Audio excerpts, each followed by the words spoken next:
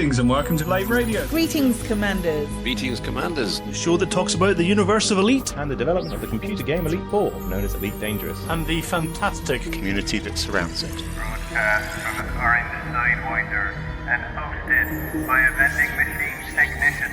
A place of nonsense and innuendo for forum dads. A self-contained podcast 2 hours long. Transmitting to every corner of the galaxy. It's even louder than me. The hottest show this side of Dizzo. The name of the place. Lave Radio. Lave Radio. Lave Radio. Lave Radio. Lave Radio.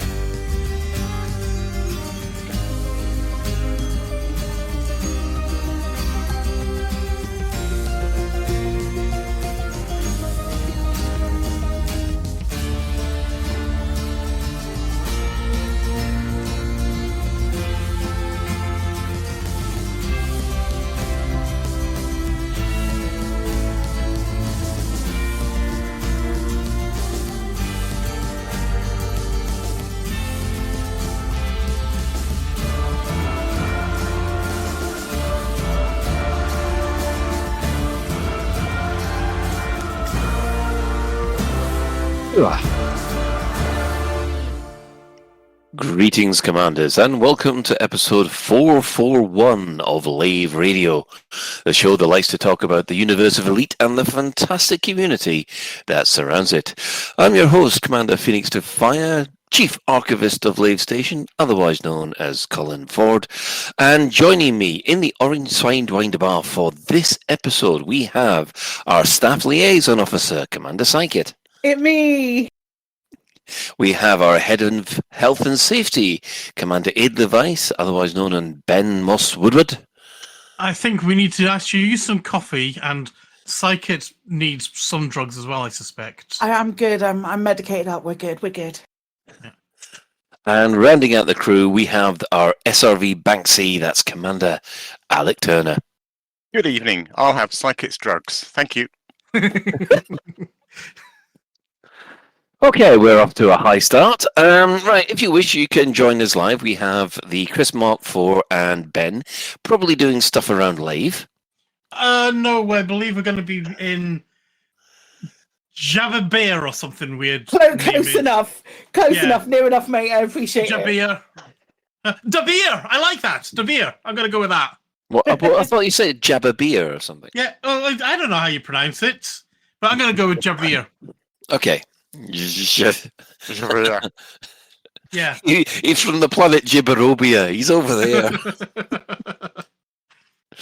So, if you can't get to us in game, you can also join our Twitch chat, which you can access through laveradio.com/live. Click on the live chat and go to twitch.tv/laveradio. Feel free to join our interact however you wish.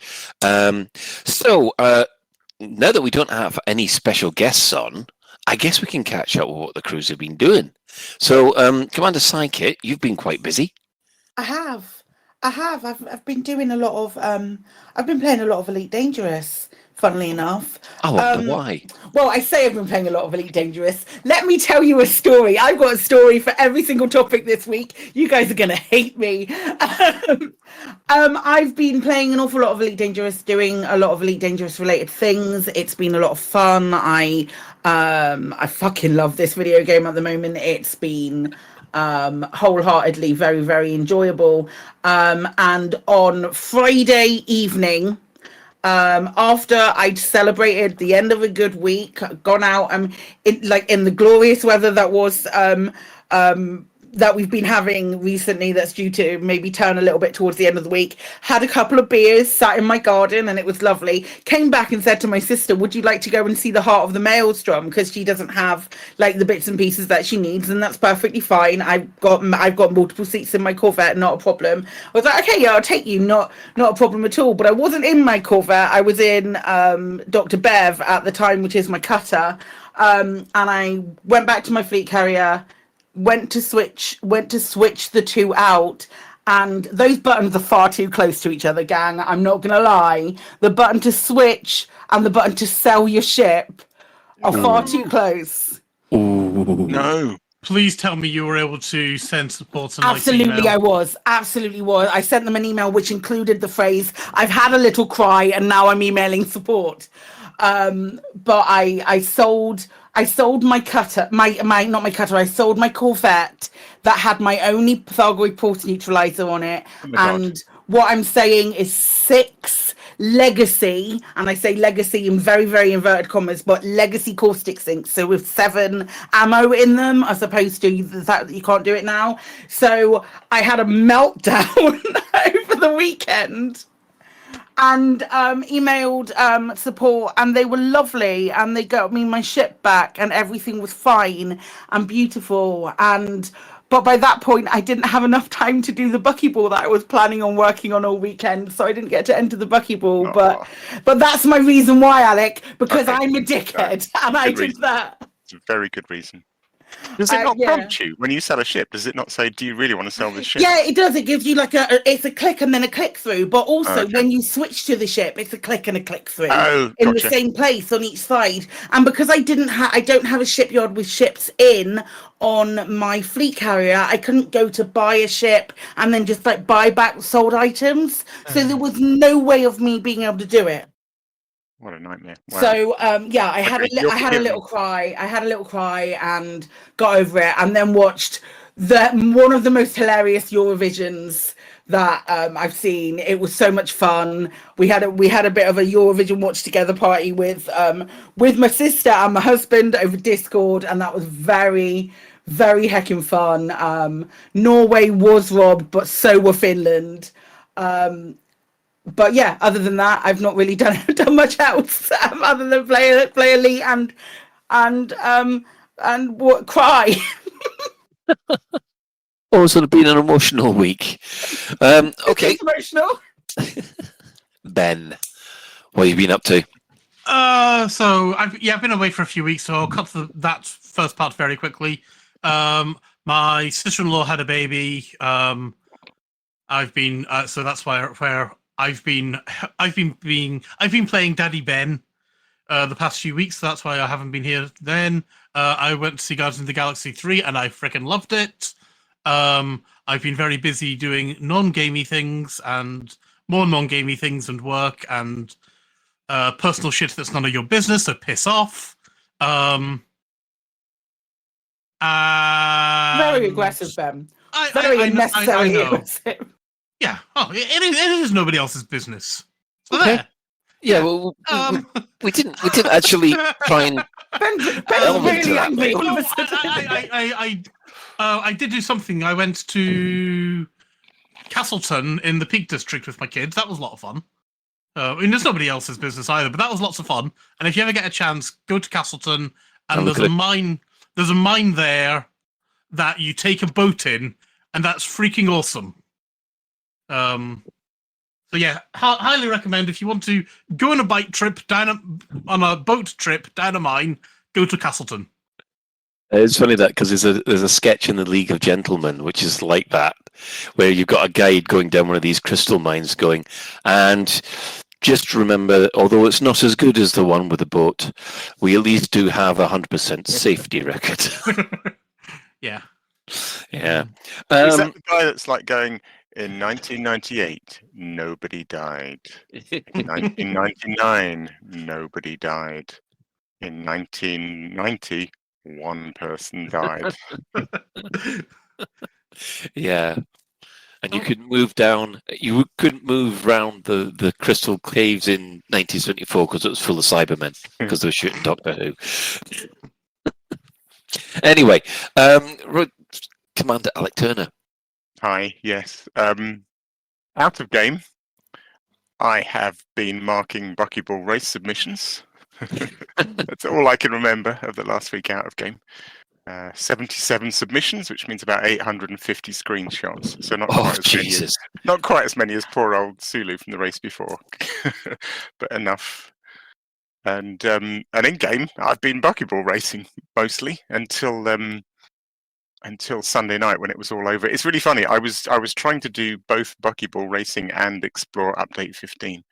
And eventually I had to admit to myself that there was too much distance and I was spending most of my gaming time flying between the two.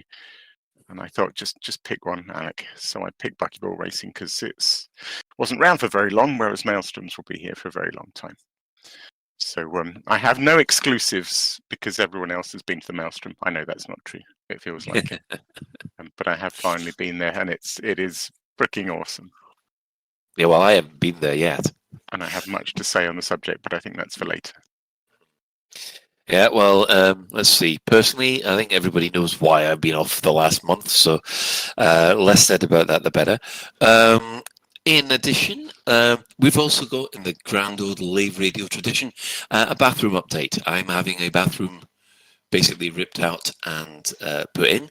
At the moment, I am work homeless. Basically, we don't have an office anymore. We're all fully remote.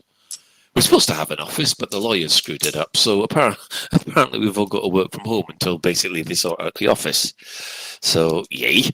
Yeah,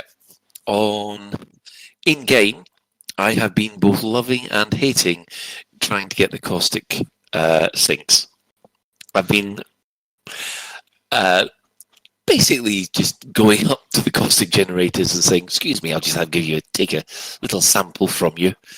And being very scared while doing it because I'm not very good at it. And I've only got 2 out of the 5, and I'm scared to go for number 3 at the moment. But I love it when it works, but I'm scared that I'll lose all of them in one go. Oh, because of course you're like me, you haven't got the fleet carrier, so you've got getting the last one is like, oh god, don't die now. Yeah, squeaky bum time. Have you got all the other mats? Have you left these? Oh yeah, I've got. Good. I've lost about 5 clippers doing it, but yeah, I've lost. But I've got all the other mats that I need.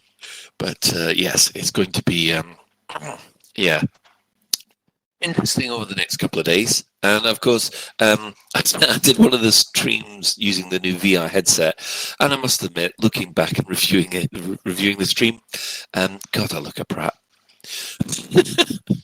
Honestly, you think it's great when you got the headset on, but when you watch back and you think, oh my god. Was your stream, was it showing you in the headset as well? Yes. Like Malik does? Okay. Yes. Yeah, okay. I know. You look like a right bellet. Yeah. Has anyone put googly eyes on it, you're fine. Has anyone else here ever filmed themselves playing Beat Saber?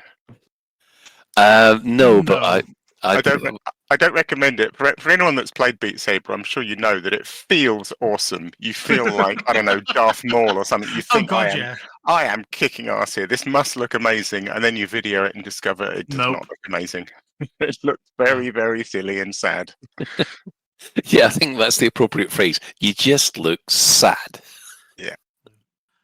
Yeah. Have you tried Gorilla Tag and filming that? What's Gorilla Tag? I haven't seen that one yet. I'll let you see Gorilla. Well, I'll let you look up Gorilla Tag. The only problem is it is full of squeakers.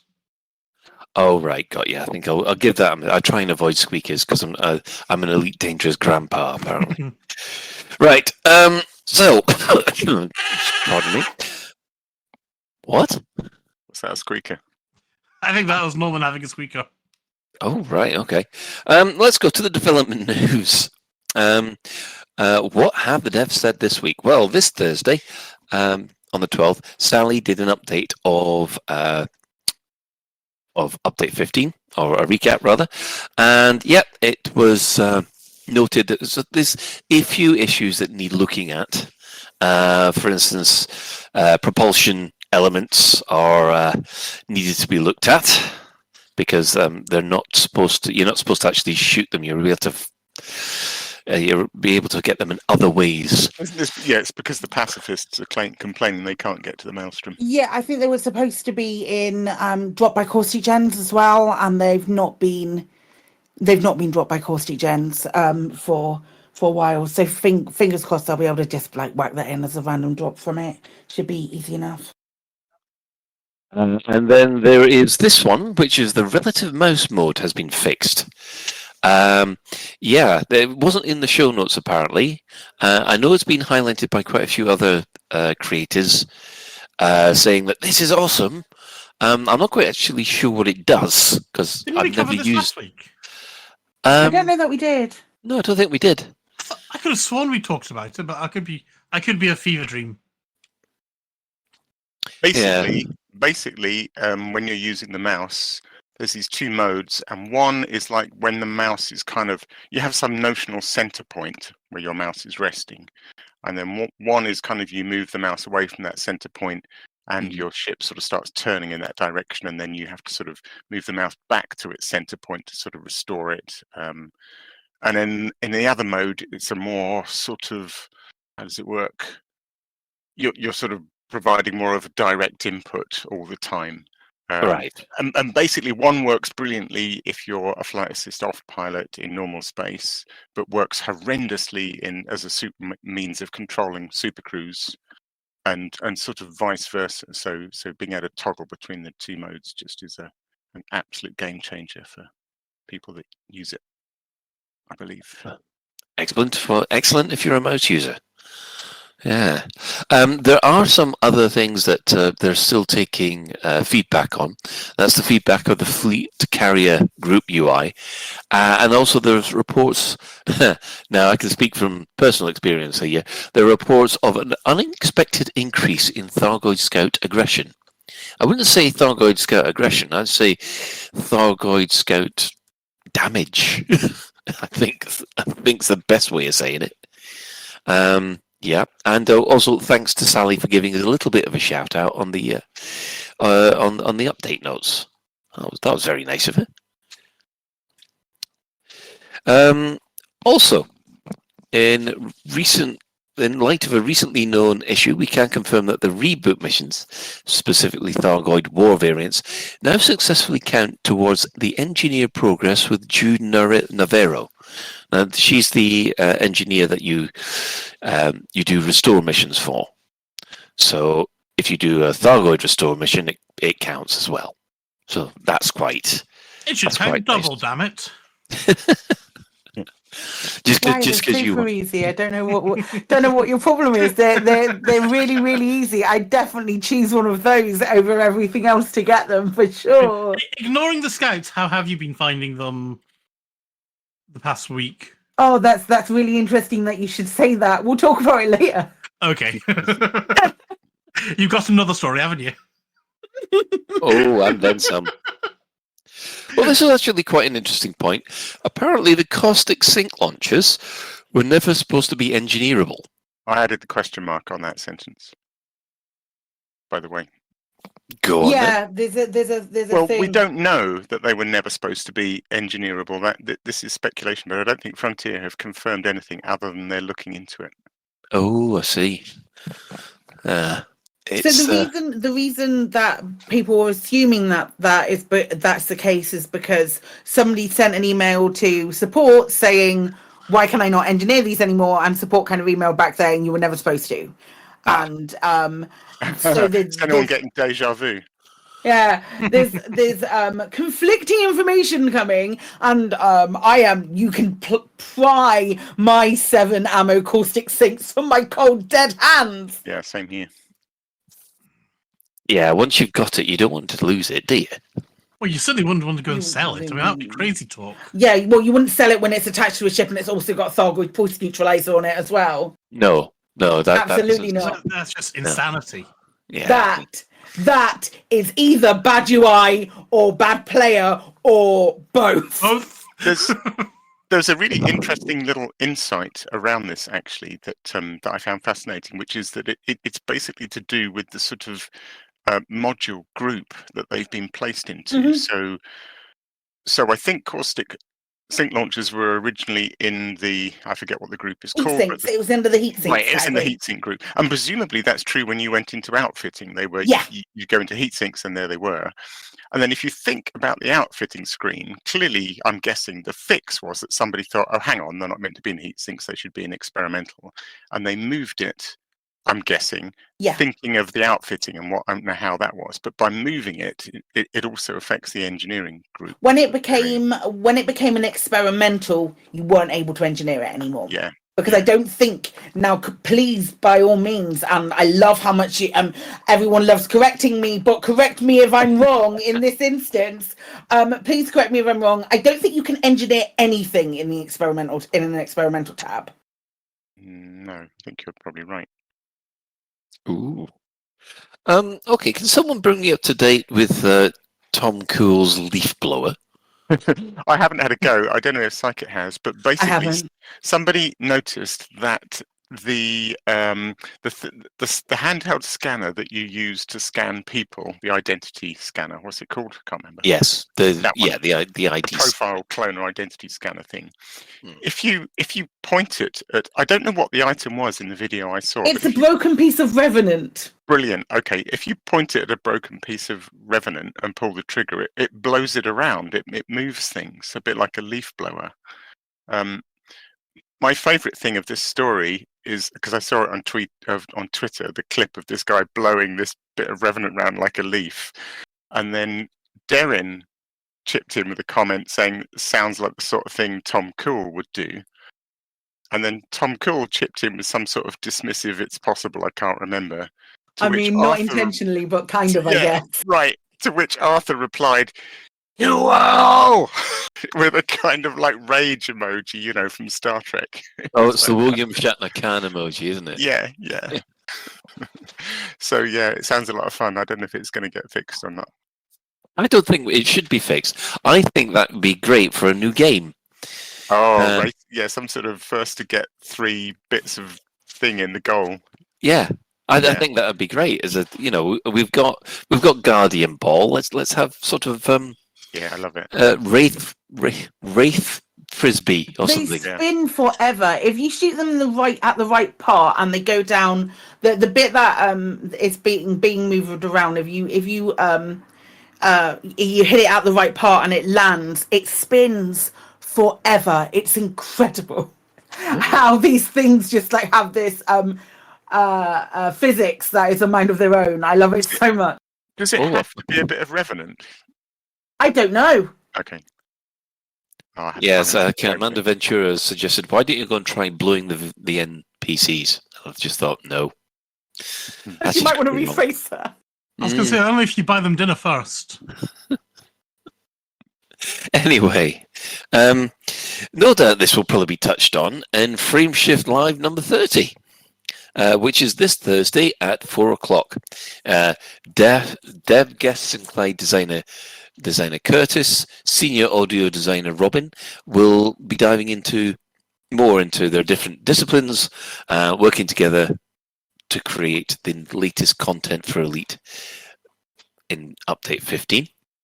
In addition, the seasonal Twitch drops return. Meadow Prairie Paint for Crate Mark II and Python. Right. I've seen these. Do we discuss them later, or do you want to? No, we can discuss them now if you want. These are the pink ones with the yellow grass things, aren't they? Yeah, it just looks like something my dog would throw up. I don't. I'm not super keen. I've seen people really like them, and you'd think that I would be keen because it's got pink on it, but even that's a bit much for me. Yeah. I mean, don't get me wrong. I quite like the effort that they're putting in. It's just not my taste. That's all. It just doesn't. You don't have to pay for them, Colin. It's fine. I know. Yeah, I think we're allowed not to like them. Yeah. You wait till you get to the store alert. Anyway, they've also made a request for more log captures with regard to personal multi-crew disconnect issues that have been happening when you enter supercrews or jumping between systems. This has been going on for quite a while, but they have found, Sally's found, well, rather, someone suggested to Sally a workaround for this at the moment, and it's all to do with making sure your route is all connected up properly and things like that. But we've got a link in the show notes to the forum post. And apparently new players in the live build are not currently starting in the noob zone. That's been quite a while. Has it? Is it? Yeah. Because I started a new commander not too long ago and I didn't end up in the noob zone, and I was like, WTF, and I added to. I think there was an issue tracker about it or something, and I added to that. So who's in the noob zone? It must be deserted. So I think if you're starting in,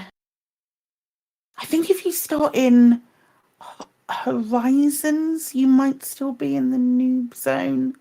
But if you start with the Odyssey mission, when he flies you to your destination, that is not in the noob zone, and there is no way for you to get back. That was that was well before update 15. So whether that's changed or anything like that. I'd love it if the pilot at the end of the starter mission flew you to either Desiat or Santu. There you go. Also went absolutely stay in open. Don't go to any other private group.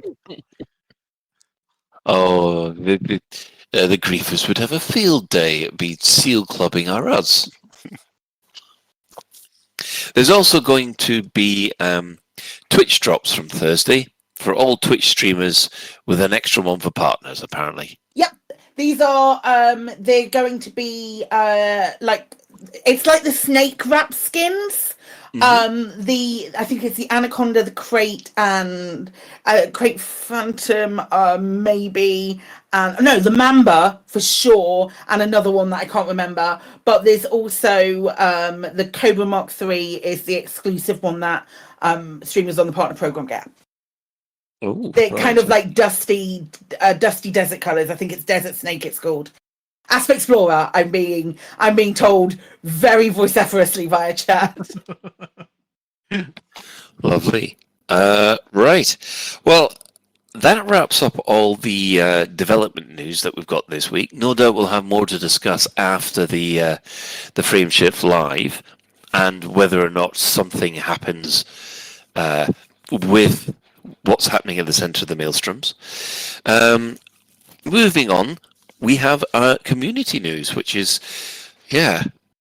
interesting. We've got Operation Warbucks for the Thargoid War, raising funds for the... Read it. Thyroid War. All right, Operation Warbucks for the Thyroid War, raising funds for British Thyroid Foundation. This Friday, the 19th of May, Operation Warbucks 3.0 charity stream event will begin. It's a 4-day back-to-back Elite Dangerous stream relay involving 27 streamers raising funds and awareness for the British Thyroid Foundation. The event starts on the 19th of May at 10 a.m. UTC and continues until midnight Monday the 22nd. They'll have giveaways and all the Elite Dangerous content you could want. So please come and join the event with your support and donate if you can. And we'll put the trailer in the show notes, unless we're showing them. I don't know. We don't have that, I don't think. Okay, fair enough then. So so that's Operation Warbucks starting the 19th and ending on the 22nd. Be worth to drop by. Indeed. Yes. Right. Next up, we've got Commander good grief. Excelian. Thank you. He's created a 3D model of the rear of a Titan at the heart of the Maelstrom with an Anaconda to scale. This is so that we can compare this with Thargoid surface sites. This is huge.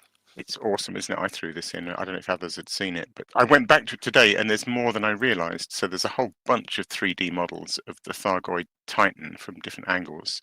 Yeah. And some of those models are covered in little annotations, and the content of the annotations is really interesting. I learnt shed loads about the Titan that I had never heard anywhere else. Really fascinating stuff. Did you know, for example, maybe you did, that like all the sort of little coloured lights that are along some of the ridges and things of the Titan, its sort of little spins and scales have these coloured lights, indicate kind of states that the Titan is in, from a passive green to an angry red, and it goes blue after that. After it goes the angry red. These models are just brilliant, really good stuff. Oh, cool. In the chat, they're asking, how do you know it's its rear end? It's weird, isn't it? Because it's space. I think people have folks have made the decision that the bit where it spaffs out other Thargoids is its anus. Really? I don't know. Top.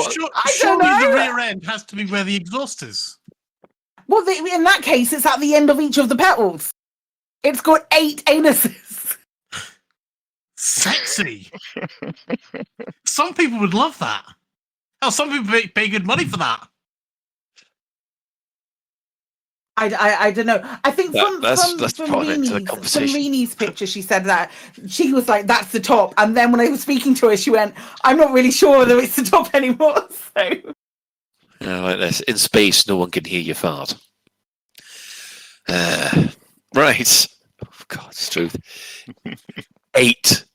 All of a sudden, I'm thinking of the Centauri from Babylon 5. I was just thinking 8. we have 6.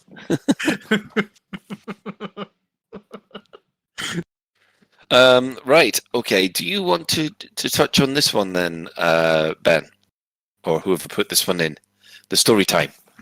Yeah, I can do that one. So Chet's Will on our Discord told us a beautiful story involving him and his daughter. Pardon? Okay, I thought somebody said something. No, I was just coughing. Let's carry on. All right, sorry. Okay, don't die. So Chet's is saying, my daughter and I just tried a repower mission in Thargoid space. It was eventful. I died, and I had to respawn, but my daughter survived. I managed to get a close-up look at the Thargoid drones.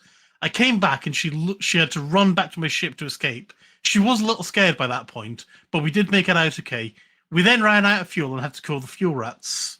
And they called NL Paradox and Chasukaru, so they get a shout out. And the fuel rats, as ever, very quickly came to their aid, and they made it back to Bear City safely, only just. His daughter has drawn some lovely pics of the 10-legged flying spiders. Hopefully, she thinks these will help other commanders who come up against these scary enemies. She also noticed that they can't see through glass. Maybe that'll help with the science. They also find out that one missile from the Scorpion is enough to kill them. And they also have green laser rifles. But his daughter was able to dodge them by jumping. Hopefully this will help everybody. And then there's a lovely photo that will be in our show notes. So much. I know. It's so lovely. And it's kind of like having... It's just... I could go on forever about how much of a multiplayer game it's Elite is. Heartwarming, I'm playing it with other people, and just being able to play it with your best mates and like your family is so bloody lovely. Yeah, and that's so sweet. Yeah, it was just a lovely, sweet story from Chet's. Yeah. Yes.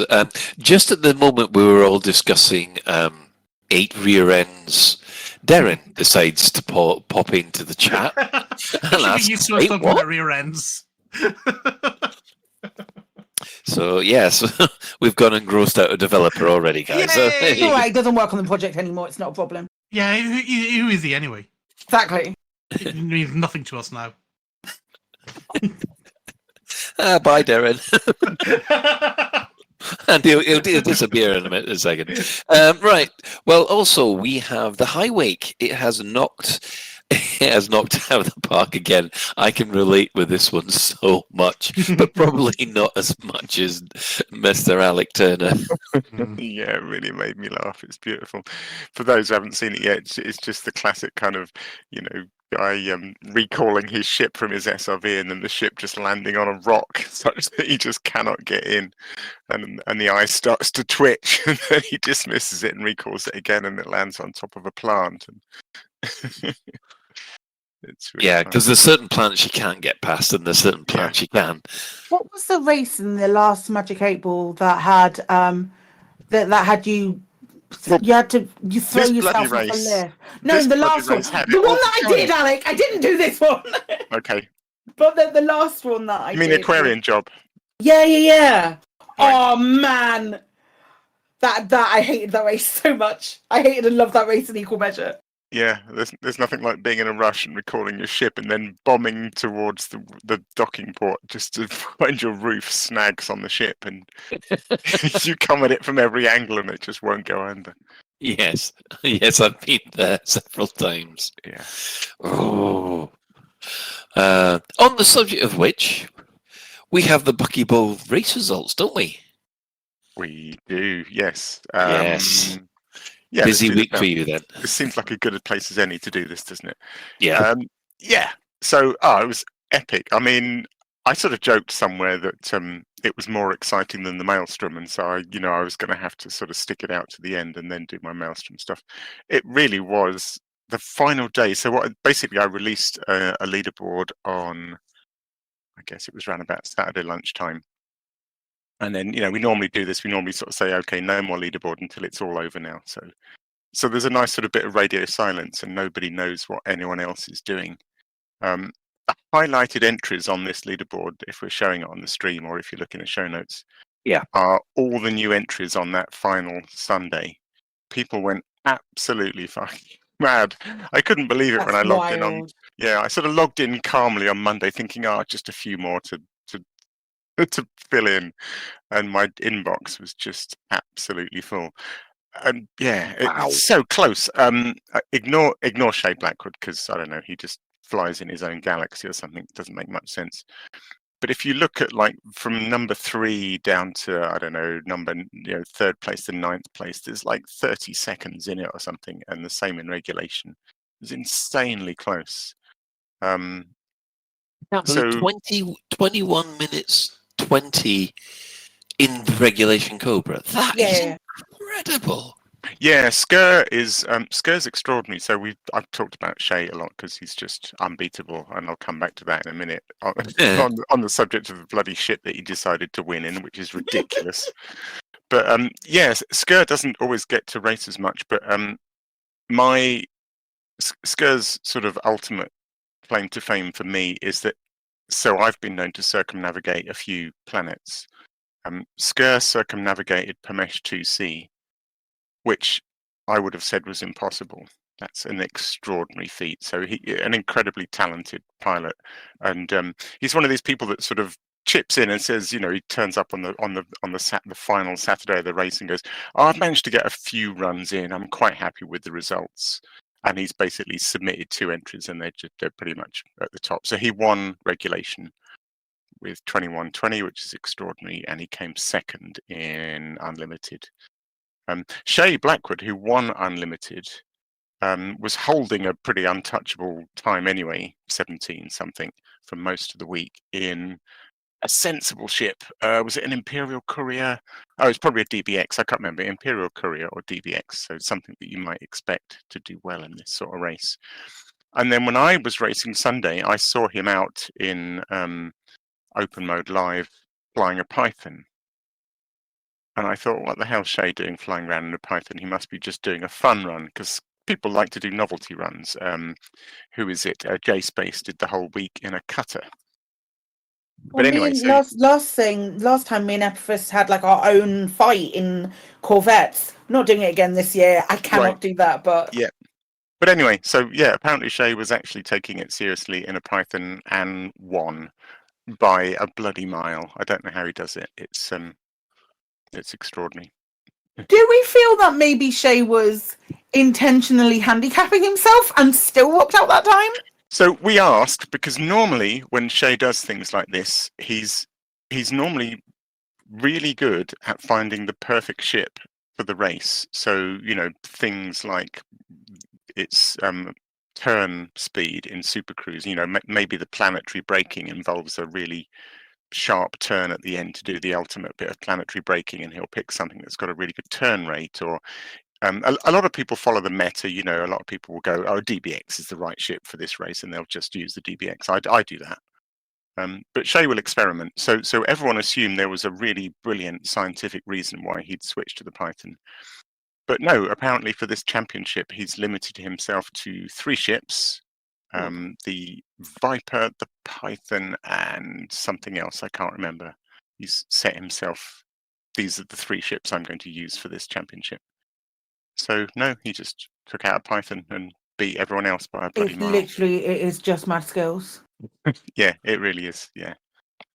That's just painful, isn't it? I mean, it's sort of like the Max Verstappen at the moment of buckyball. No one seems to be able to touch him. No, I long ago gave up. I mean, not gave up trying, but you have to. One thing I think in buckyball, you sort of, it helps to know your place. By all means, try and do better. But when you've been doing it a long time, you kind of come to accept your place in the pecking order. I do want to hashtag 1 point club. Yeah. I do want to quickly shout out a couple of people. I wanted to give a big shout out to Epiphas, who's he's not that new to racing, but he's not one of the old guard as such, and he's been doing better and better and better. And he finally got a podium place in regulation, came second. So bravo! It's great to see people like this, climb the leaderboards and get better and better and start winning. That's fantastic. And also, I want to give a shout out. I think he was in chat earlier to Kevin the Stabber, great commander name, who's basically come out of nowhere and is definitely one to watch. He was submitting some incredible times right from the outset, and he came third in regulation. So bravo. And what is it the Emperor says in Star Wars? We should be watching your progress with interest. Young Kevin. Kevin! Great. Dear. Everyone had a really good time, I think. Fantastic race. And really nice to see people really going for it despite update 15. I really appreciate that. Yeah, I've been told off for comparing that F1 driver to Shay now. Right. This is quite an interesting one for all you botanists out there, people who love a bit of plant scanning. Jimathon has created a new app that could help you. It's the Elite Dangerous Odyssey Biological and Geological Checklist app. We've got a link to it on the show notes, and you'll find it in the forums. It's an app that can help you keep track of all the different plants you've scanned and which ones you haven't found yet. I know I'll be giving that one a try on the next Colin de Colonia stream, because I've got tons of plants to scan, and I kind of one of the things I miss is not knowing what I need to get. I think I've been spoilt by the Odyssey Material Helper, because it just tells me what I need to get, and yeah, that's fantastic. But in this case, I've got no idea what other plants are out there. I'd just like to cross off all 300. Yeah. It is 300, isn't it? No idea. Don't explore. Don't care. Need an I Spy book. Well, you got one now with this app, haven't you? Yay. Obsidian Ant has put out a video within the last 5 hours. He's put forward a thought experiment of highlighting the potential gameplay loops that Elite could have if it had sheep interiors, I suppose. Ship interiors. Including stuff like EVAs. It's Ben's personal dream of GTA in space. I haven't had a chance to catch up with Obsidian Ant lately. I take it you've seen this one, Ben? Yeah, I watched this one the other day. Actually, no, I watched this one earlier today while I was trying to swallow some food. And, we all know we're not going to get what I am dreaming for in Elite. I accept that. But it doesn't mean to say I can't go, damn, I wish we could have it and what gameplay it would give us. I've always wanted the ability, for example, to shoot out Chris's engines, board his ship, shoot him in the face, fix his engines and steal it, and then sail off into the sunset. Just like we could essentially do in Elite in GTA. And I think that would be so much awesome gameplay. I know there would be. Well, in GTA, you just grab a bloke, chuck him out of his car, and then get into it. Well, I could grab Chris, but I'd rather shoot him first. Okay, so in GTA, you grab a bloke, shoot him out, and then get into it. There's not a big transition of you walking through your ship or doing all of that. So it's not a GTA dream, is it? It's Sorry no, to be Little Miss Negativity. Yeah. Well, it would be better gameplay because I'd actually be running around his ship with my fucking big gun, shooting Chris in the face. I like this idea. But at what other point would you use that ship interior when not to shoot somebody in the face? Well, I'd use it to have parties in. Also, can we talk about Update 15 and not potential ship interiors that's never going to happen? But you asked me the question. Well, I mean, I asked you. I know. I said it's not the same. It's not the same as GTA. What you're saying is a big, convoluted, huge thing that has to happen, and not the same as GTA, where you just rip someone out of a car and then drive it without having to do any repairs or any big convoluted thing. You're not driving a car, and you're like even an Eagle isn't a fucking car. No, it's bigger than a car. It's about the size of a 747, isn't it? Exactly. It's funny that because I made there's actually a thread so very similar to this on in the forums at the moment. I made the point on that saying, right, I could just imagine the people wanting ship interiors would complain about their ship blowing up before they could get to the bridge because they've got to get 155 meters into the ship in order to basically take off. I don't think Usain Bolt would be able to make it in time. I mean, it would help if we weren't all a bunch of asthmatic fucks. And speaking as an asthmatic, I'm allowed to say that. Well, you might personally be one, but your NPC isn't. I don't know. I mean, I've seen how long it takes him. He gets like quarter of the way down the ship and he's like, oh God, I need to take a break now. Well, yeah, let's see how well you can run in a spacesuit then. Right, we have a picture book from Beetlejude with accompanying music from Tokuso.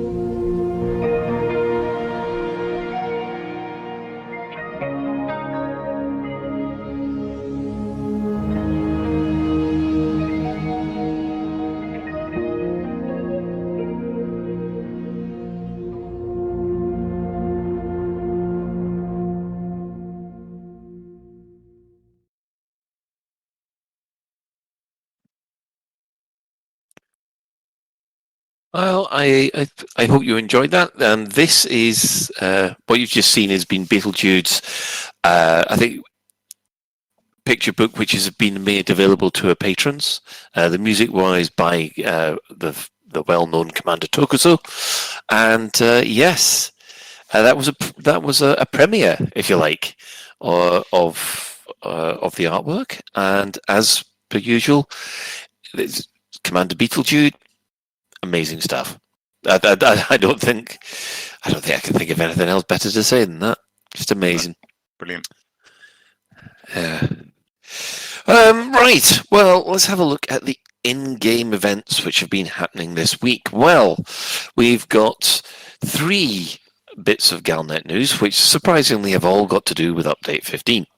On Wednesday the 10th, they said, right, we're going into the Maelstroms, which basically explained that commanders can now get into the Maelstroms, which is always useful.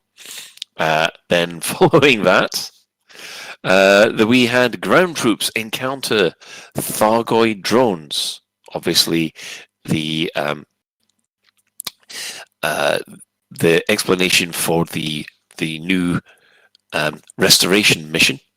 That is something I've still got to try, which much to my eternal shame.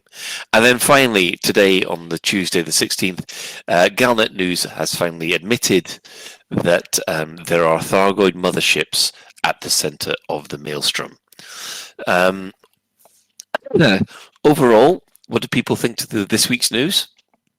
This last one I thought was quite interesting because it seems to me it's potentially dispelling a couple of what was the phrase that Arthur used to me last week? A couple of assumptions that we're making that he can neither confirm nor deny. You know, the idea that they are hive ships. You know, it sort of addresses that, and the idea that it's a I guess mothership. You know.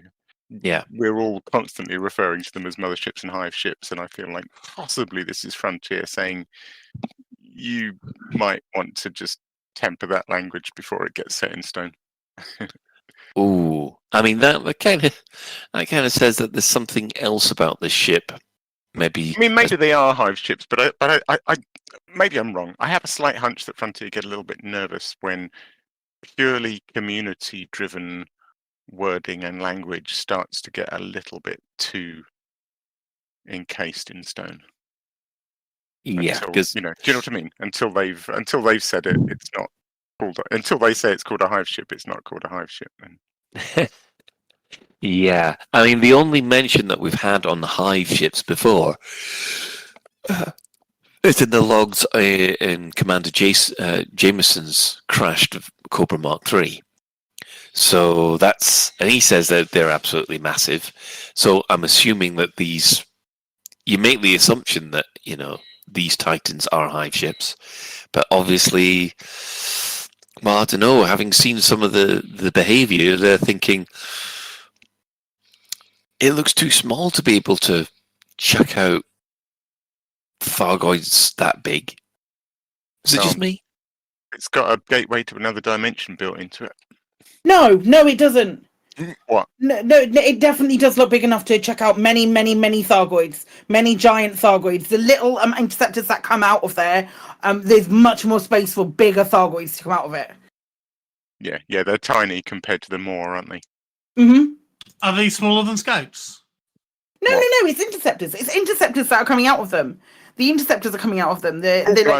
The huge, it's a big gap, and they look so small. Yeah, they look like ants coming out of it. Oh wow! Okay, so they really are that big then. Yeah. Like Yeah, I was on, let's say, the top or the bottom, and Apaphos was underneath it on, let's say, the top or the bottom, and we were 3.5 kilometers away from each other. And that's the thin edge.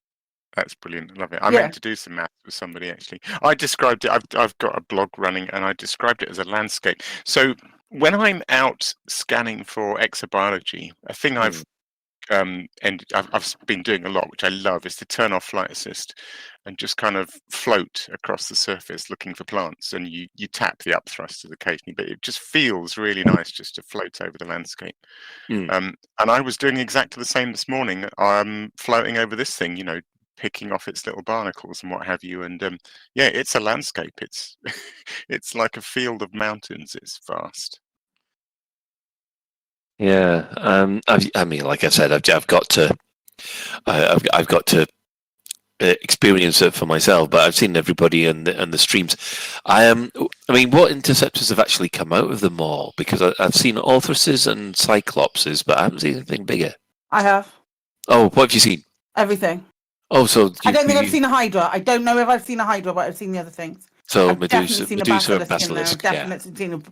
I'm definitely seen a Medusa. Obviously, the little side garage entrances. Those are the things that spaff out the scouts Glaves. and the glaives. They do both. Helmut Grokenbecker is saying that he did see a Hydra. So yeah, there are. I think it will. I think also if there's a lot of aggro going on, you'll see more. More different types of Thargoids, but I've come face to face with an Orthrus in there. I've definitely seen at least one Medusa. Yeah, it's good. Yeah. Just incidentally, that wonderful magnetic-like pulse that comes out, the blue pulse. Mm-hmm. Is that basically the pulse that goes out through the whole maelstrom then? No. No, so it's something else. Thinking is no. Now I haven't even seen one yet, but I think I actually asked Orange Phoenix today because I know he did a stream a couple of days ago, and his stream was basically let's go and see the blue pulse. And I was thinking, okay, he must know how to trigger it, and I really want to see it. So I asked him. Psychic's probably got her own feedback on this too, but he reckons it's a defense mechanism to a lot of aggro. So attack things, heat up attack the turrets, attack the ships, and generate a lot of heat, and that seems to trigger it. So I think it's a defense mechanism. I feel like you're accurate with that. I don't know necessarily that it's a defense mechanism. I think because it gets the little blobby bits on the type, not the blobby bits, but the lines inside of the lines went red and get redder and redder and redder, and then when they do the blue pumpkin-y type thing, once it does that, it goes back to being like not red and heated again. So I think I am of the impression that it's it's something to do with like also a heat release thing and a defense mechanism, because it's like you get loads of, on all of the points, you get loads of different like electricity static things start to go, and because I've been outside of it and inside of it once it's gone, and it feels like a bit of like a Thargoid pulse kind of thing. But I think it's also a big release of energy because everything is building up so much inside because it's using the rest of its defense. That was the general consensus when we had we did a thing with the Burr Pit on Thursday night, and quite a few of us all went in there together. It becomes a nightmare trying to get in there when there's a lot of you there, because it seems to pulse every 20 seconds, and because it always knocks you back a little bit. If I'm in my Corvette that does 400 and something, it takes a hot minute to get in there. But it's very worthwhile once you get in there, because there was so much activity going on. But that's the only time I've seen it triggered, is when there's been multiple commanders inside the blue pumpkin thing. Yeah. So obviously it's also surrounded by a lot of asteroids and dust. Has anybody gone mining the asteroids yet? Yeah, people have. Yeah. Is there any unique stuff on the asteroids, or is it just normal asteroids? Normal asteroids. They're like ice asteroids, I believe. I have a theory on the asteroids, actually. Oh, go on then. Well, only that. I mean, it's intriguing to see if it'll ever be explained in a more sort of in-game lore-y way, because what was there? It's not like we're missing a planet, so where have these come from? I think it's just a really neat design decision, and I would have done exactly the same thing. And I think it's brilliant because when you're heading into the maelstrom, it takes quite a long time to get in, even after you're past the pulse wave, and there's fog and there's atmosphere, and then you start seeing shapes coming out of the fog. And I think having asteroids in there is genius, because you're looking at these shapes, and we all will know there's something in there, so you're looking for the thing. and you keep seeing another shape looming out of it and going, is that it? Is that it? And then one of the asteroids kind of just gets bigger and bigger and bigger, and it's I think it's brilliant.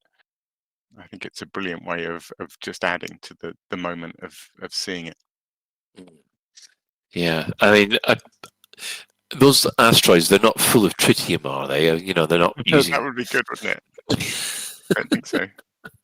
They should have done that, actually. That's really good. I like that.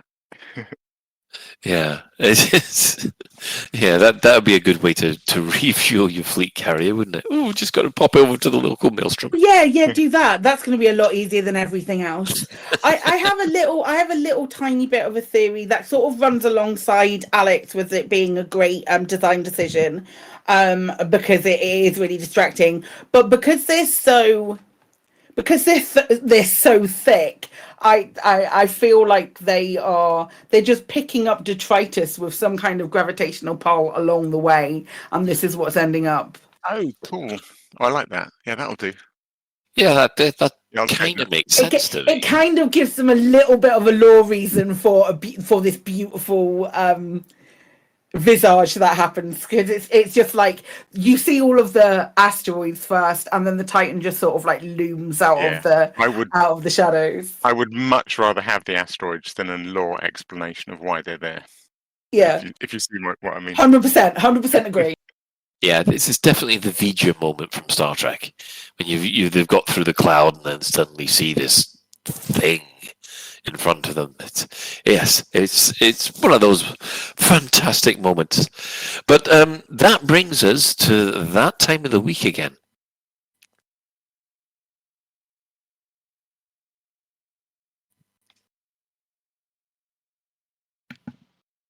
Norman, you're alive? Have we lost Norman? I don't know. Oh.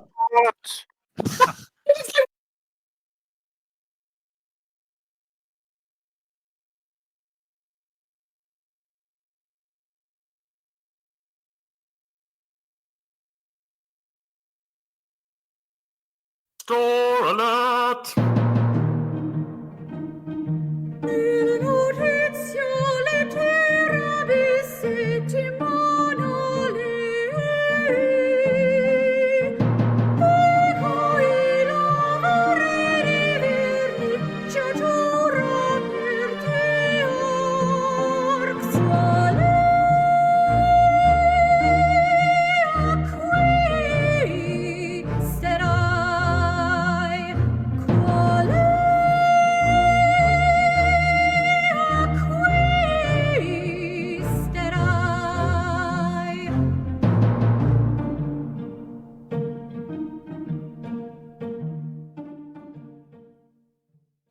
Do you hope to convince them that you're one of their own? Or perhaps you want to send a message that even they can understand? Either way, we've secured the aftermath of unaccountable battles to bring you this authentic carapace pack.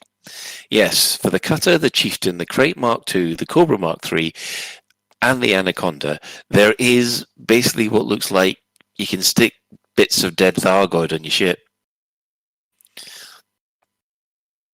Okay. Go, everybody. They're fucking beautiful. I adore them. I beg to differ. You're wrong. You're entirely incorrect. They're beautiful. In game, when they light up, they are stunning. Have you got them, Psychic? I've got the Cutter and the Crate Mark II.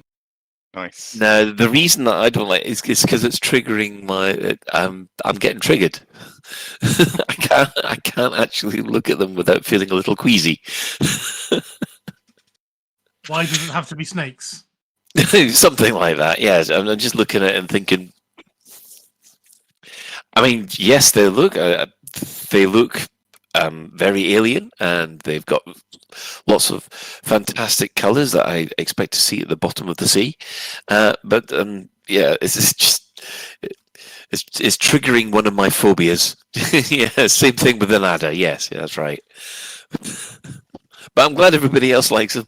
Yeah, I actually for quite a while I've been trading on sort of stored up arcs. I can't remember. I think I bought a pack probably years ago now, but I don't have enough, so I'm actually think I'm going to have to reach my wallet because I really love the green chieftain one. And because I'm doing this whole sort of ongoing blog about exploring the maelstrom in my chieftain, which has already got a nice green, I think I'm going to have You're to going to have fork to, out the really, money. aren't you? Yeah. It's when you get your hard points out and all of the additional points that all light up. It's really something. They've done a really good job on these. I really like them. So how does that work? So is it literally just deploying the hard points? Yep, deploying the hard points makes the little fins light up. Lovely. Looks so cool, doesn't it? It's really cool. I mean, I'm glad are there you like. are there lots of bits to the ship kit? Can you kind of mix and match? No, they're not. It's a tail, the wing parts and the front part. There isn't one of the extra bits there isn't, but it's just bog standard. And I think that is reflected in the price because it's 13,000 as opposed to 13,000 as opposed to 18,000 if you have the full. Some of the ship kits have sort of lots of options for all 4 positions, don't they? Yeah. Yeah, you can mix and match some of them. Yes. Okay, still cool. You know what I wish, actually? That there was some kind of lore behind these explaining that humanity is trying biotechnology or something. And that's why we've got these coming in. Nah, we're just putting the bits of the Thargoids on our ships because it looks cool. What could go wrong with that? Why not? Yeah. We've already tried to genocide them. Let's really, stick the knife in, give it a bit of a twist. Yes, my queen. What's happening? Well, they've started to attack us now with bits of our dead bodies now. Do you think that would be the equivalent of shoving somebody's head on a pike? 100%, absolutely. It's basically the Reavers, isn't it? The worst. We're the worst. We're the actual worst. Oh, we are. Yeah. This is the Reavers where you've got the blooming dead bodies attached to the front of the ship. It is. We are the Reavers. Well, there is the Reaver ship kit as well, isn't there? Is there? Yeah, I know this is a it's spiky one. It's the Raider one. It's the spiky boy, but that's basically. There's no skulls on the spikes, but I don't think there'd be allowed skulls, unfortunately. Arms. In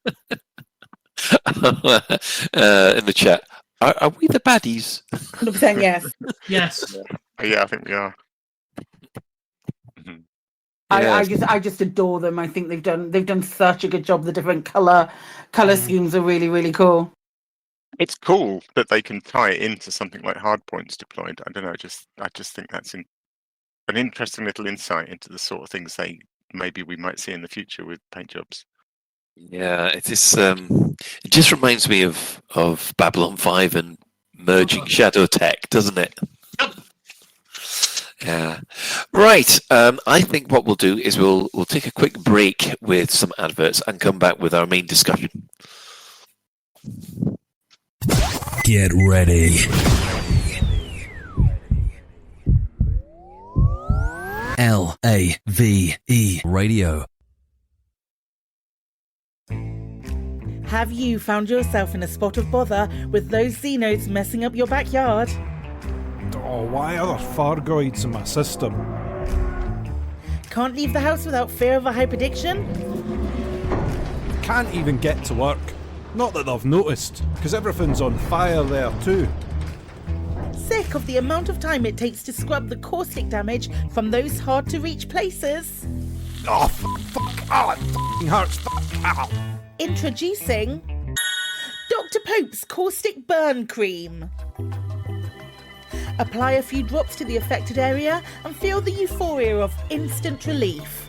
After that, just wash the burn away. It's like it was meant to happen. It's so good, you can even use it on your ships. Thanks, Dr. Pope. My ship smells brand new. Dr. Pope's Caustic Burn Cream, the miracle that can happen. Side effects may include dizziness, constipation, an itching sensation, worship of an obviously aggressive false deity, death, and loss of sense of smell. Should you experience any of these symptoms, please contact your doctor immediately. Not Dr. Pope though, he's busy. We all know what it's like. You're busy managing your settlement when suddenly the alarms go off. Oh no, not again.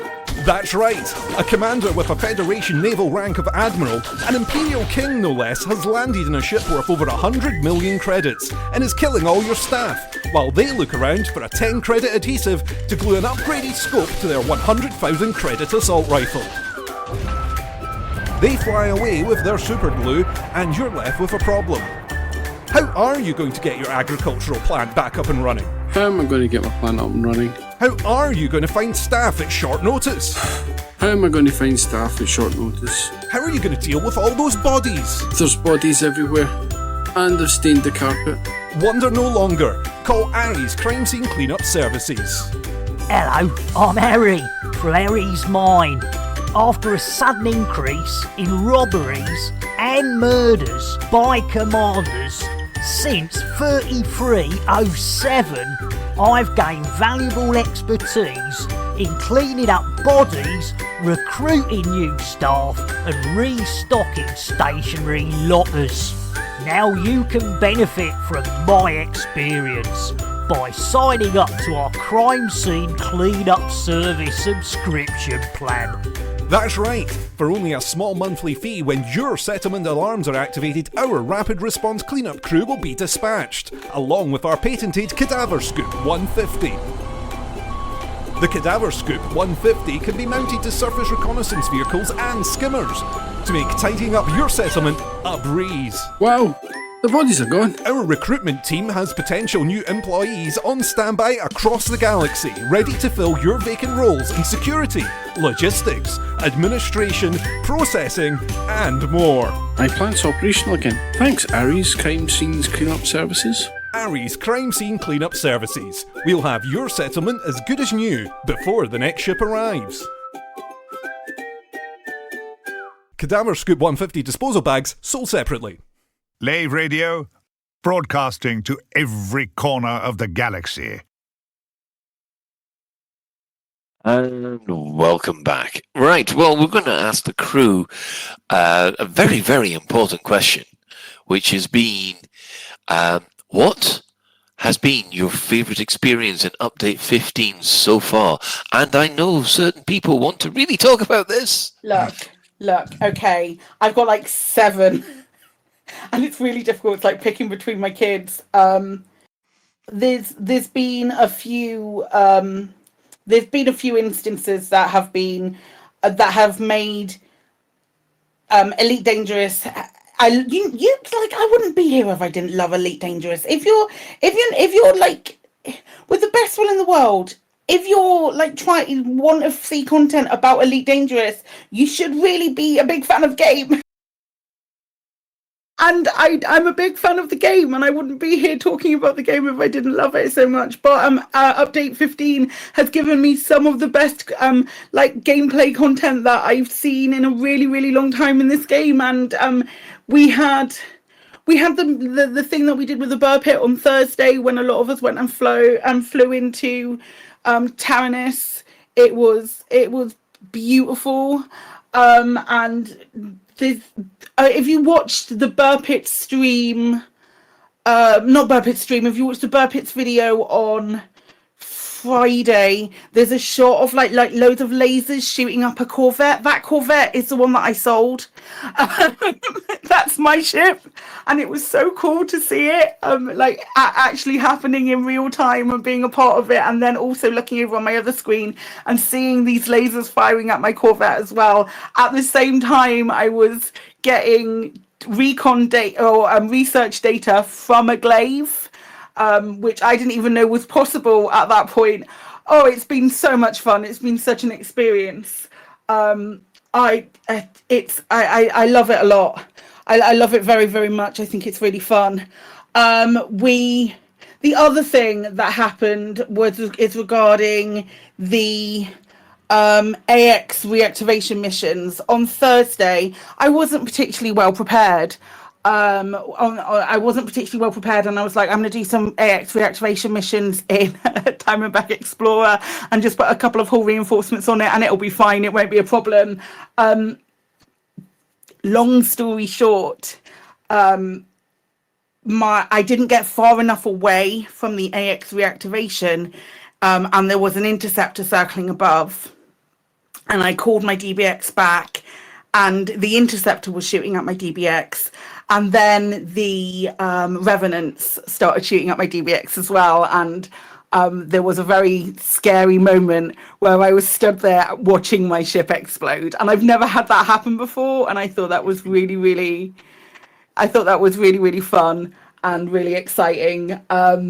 And the best bit that came out of that was the emergent gameplay of another player coming and picking me up in the chieftain and flying away. Big shout out to Commander Simon, who was absolutely fluffing incredible. He was in the area anyway, and he was like, "No, I'll come pick you up. It's not a problem. I'll come and pick you up." And it was, I'll pop. I will pop. I did a highlight of it, and I popped it. Like a 16-minute video on YouTube that I put out about it, and it's been received really well.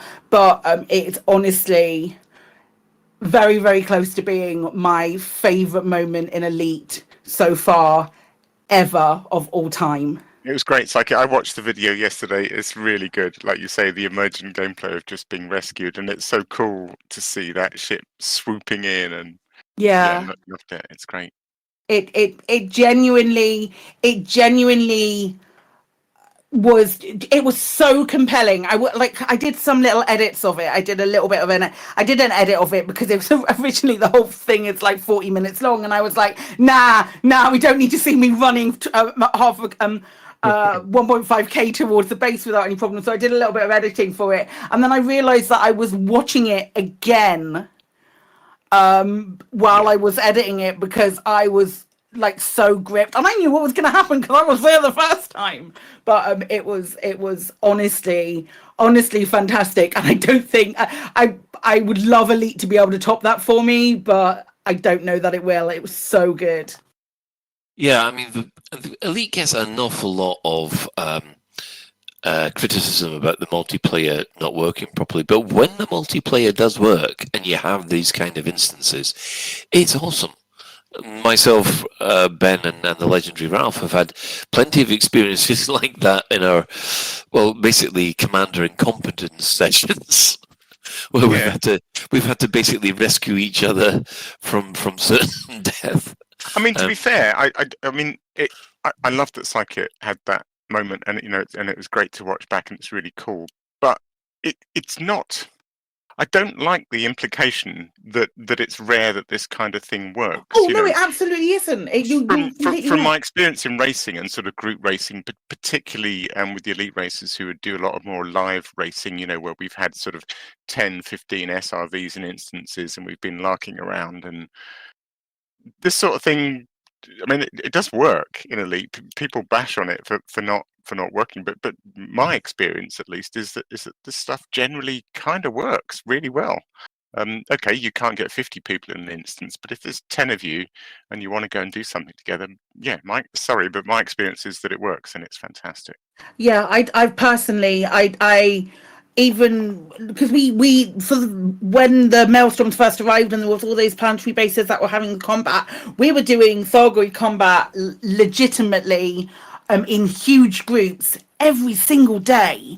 I didn't take a break from Thargoid combat for a really, really long time. That's why I've got like a lot of money, and I can quite happily eat a couple of cutter rebuys, and that's not a problem. But like even on Thursday, going into the Maelstrom with some of the bird pit, because there were people telepresencing in, there were people multi-crewing in as well, and we were all in the same instance. Well, like I said, it's great when it happens, and it has been happening a lot more. It's been a lot more stable lately. But unfortunately, it does have a reputation for it being a bit flaky, especially if you've got more than 16, or even when you push 32 players in an instance. There's been as well. I will say as well. I will say as well that 4.0, Odyssey 4.0 has had better instancing since Legacy, since it came out. Yes. Since day one, when it came out, its instancing has been better than Legacy. Oh, I actually agree with that. I think especially at the moment that the reputation that it's all the multi-crew and the multiplayer is flaky. I think that's in the past now. It's a lot better than it was. It's still, unfortunately, it's still got to shake that reputation.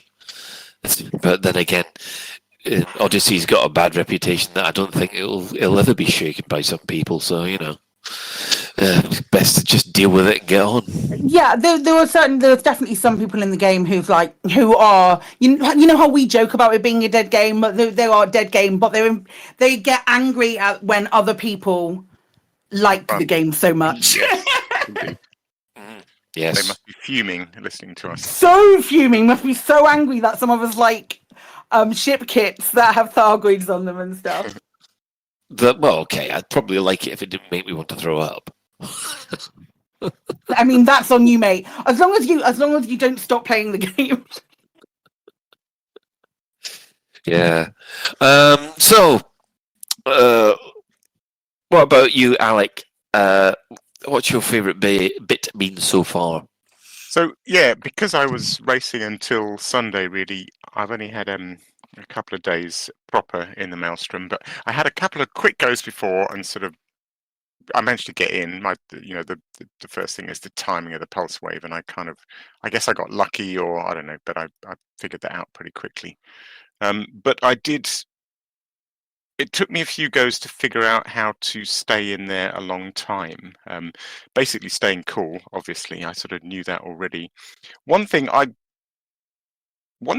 I was really astonished by this morning, I'm just so dumb, I just hadn't realised this, and I suppose people that do a lot of Thargoid combat will smack their foreheads and go, of course. I had no idea how effective the thermal vent beam was. So, my chieftain's sort of running speed is running temperature is about 18%. But if you just tickle the surface of the Titan, resurface the top or the bottom. I'm so sorry. Doesn't really matter. just tickle it on the underside. Yeah, tickle the Thargoid with your thermal beam vent, and the temperature plummets to 2%, and you get frost on the windscreen. Well, you like tickling your Titan, do you? You like tickling your Titan. Yeah. So just keep that laser on. It seems really unintuitive because you're trying to be stealthy and hide effectively, but yeah, just keep that beam. Do you know where that doesn't work though? And I found that out the hard way. If you shoot your thermal vent beam laser into, let's call it what it is, the yellow custard. If you shoot into there, your temperature does not lower; it goes up. Does it? Fascinating. But yeah, so my favourite moment really has been this morning, where I spent just an hour in an instance with the Titan, just exploring, coasting around its surface with flight assist off, just drifting off and picking off little barnacle things, and just sort of really, really taking it in. It's just spectacular. I love it. And I shall spend many more days of doing that, and then I'm just super excited because there's other things to see. I need to go and try these restore missions, which also look like an absolute hoot. And also, I suppose I'm just super excited about all the positivity. Because I can't help myself. I watch all the YouTubes and I watch all the the popular streamers, with a few exceptions these days. And I'm on Twitch and I'm on the forum, and I kind of can't help it. And I do absorb some of the negativity, especially if people have a point, I suppose. And it's just great when, I'm not going to say it's universally positive, but generally this update has been an absolute bloody triumph. I feel like it's been incredibly well received. It was deployed really well. There's there's some little bugs, but it hasn't introduced or broken anything really massive. It's fixed loads of little things that people wanted. There's VR fixes in the relative mouse mode, and it feels like someone's paying attention to some of the bugs that have really been annoying us. And the actual content is amazing. I love it. Been having a really exciting week. Excellent. Well, we'll move on to Ben then. I mean, obviously, the only point of playing Update 15 I've really had was last week doing the repower the base mission, which I loved. And I have to admit, I mean, I loved the struggle of trying to find the bloody base, actually. You know, I was determined I was going to find it, and then thinking, okay, I'll use my ship to show me where the base is, and just like quickly, you know, pull it down and pull it up, because, you know, I wasn't flying in something with paper tissues. I was able to do that, and even though she was slightly smeg, so she had enough shields that I could sort of like tell her to go away and then pull her back again. And I loved that, and I loved just seeing the yellow beams trying to shoot me, and then, you know, flying. That sigh of relief when I see her, like, you know, doing the final jump and getting out of there before my chieftain got blown up by the Thargoid. It was just like, you know, that was great. And then thankfully I wasn't suffering the high wakes issues, where I was able to find the place, and my ship actually landed in a relatively clear place that I was able to get to. So that was a good point. And then, of course, the actual content was fun as well. You know, doing stupid things like dodging the yellow beams, and, you know, that sprint across no man's land. I'm trying to think of the. Yeah, it just felt like you're sprinting across no man's land, hoping to high heaven that nobody sees you.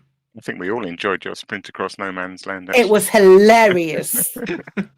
I mean, did anybody else see the picture from the Burr Pit, which showed it looked like a Thargoid scout dropping off more?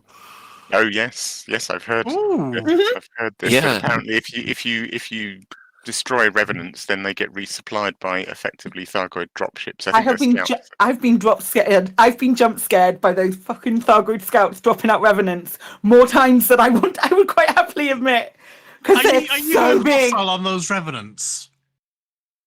Because when they see me, I'm going to shoot back. And there is one thing, I mean, as far as these missions are concerned, right? And I have this problem with all the repower missions. As soon as you power things on, the base defenses activate, but they don't fire on Thargoids, and they don't fire on any scavengers that have turned up. Yes, that would be nice, wouldn't it? Yeah, I mean, what the hell's their point then? What are they defending? They're defending against you from trying to reactivate their bases. Maybe they're not programmed to attack organics, so the only non-organic thing is you and your ship. Well, not you, but you know. How about that? Yeah, I don't know. It's just one of those things that just gets my goat. Sort of, you've managed to power the base on. You think, right, I'm safe.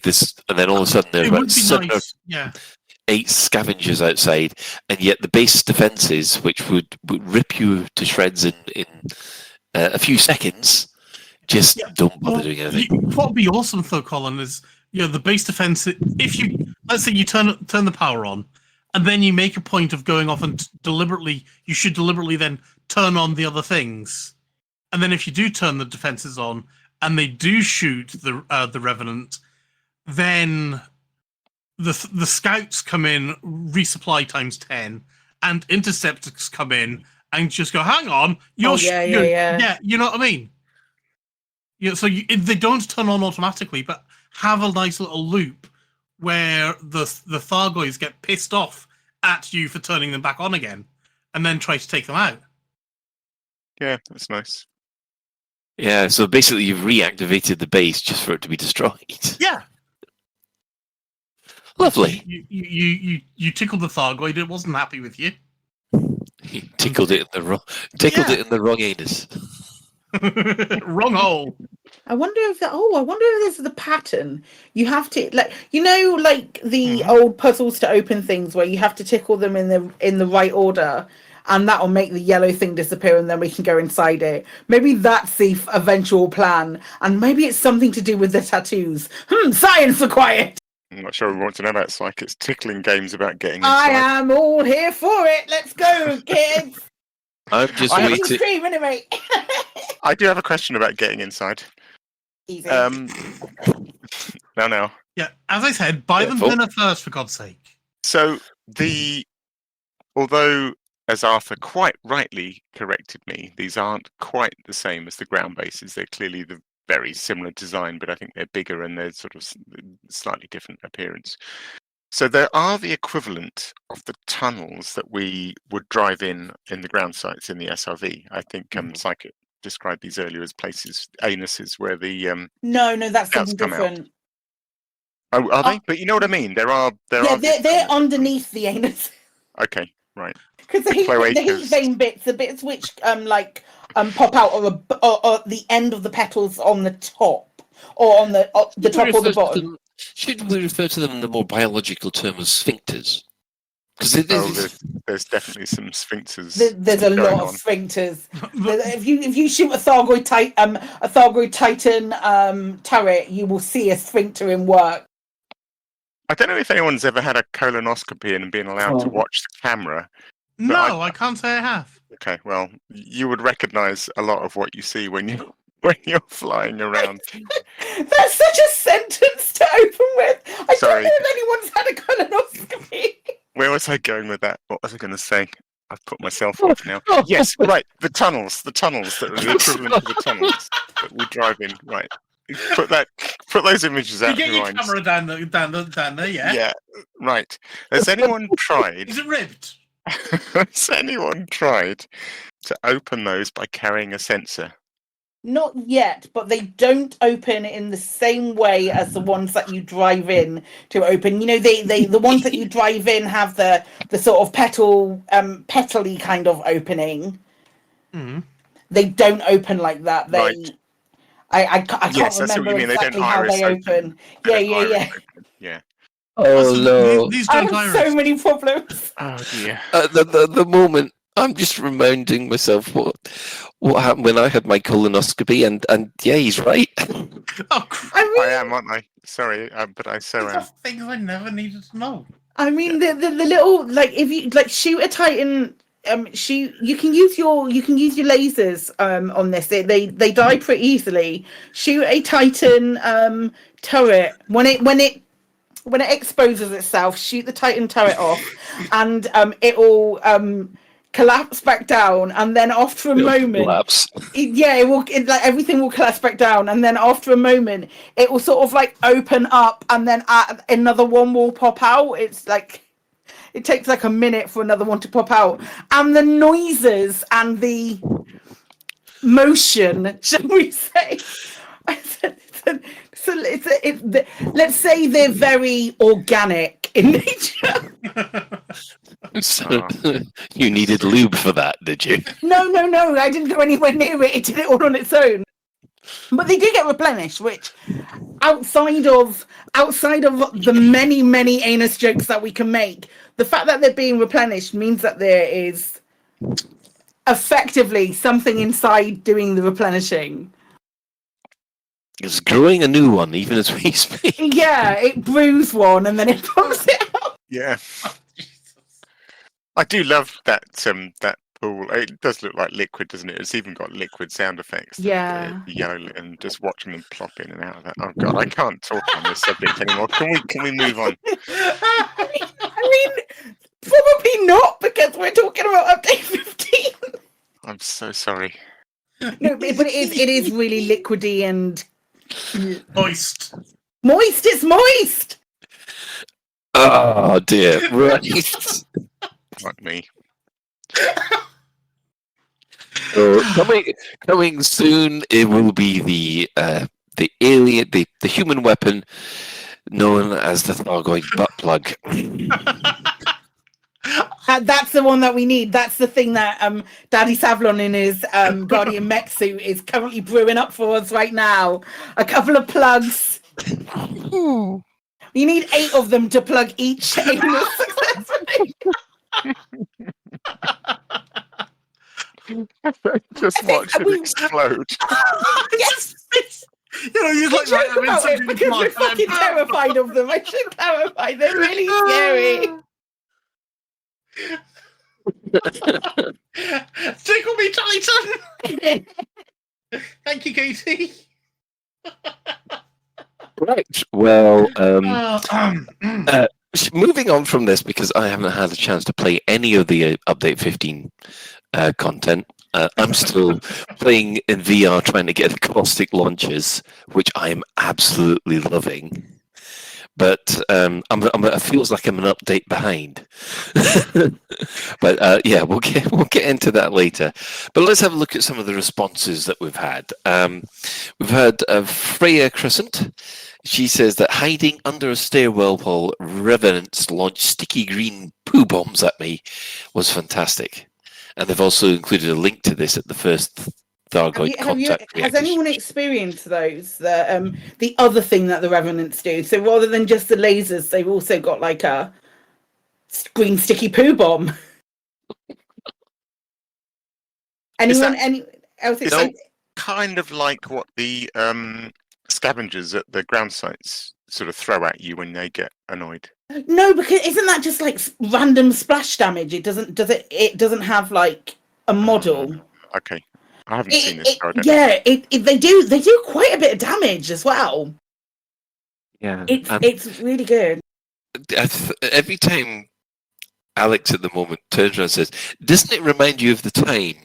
Or it's scary, isn't it? We're on a tenterhooks to find out what it is each time. It's that thing when your colonoscopy when the camera. No, it's just no. So poo bombs.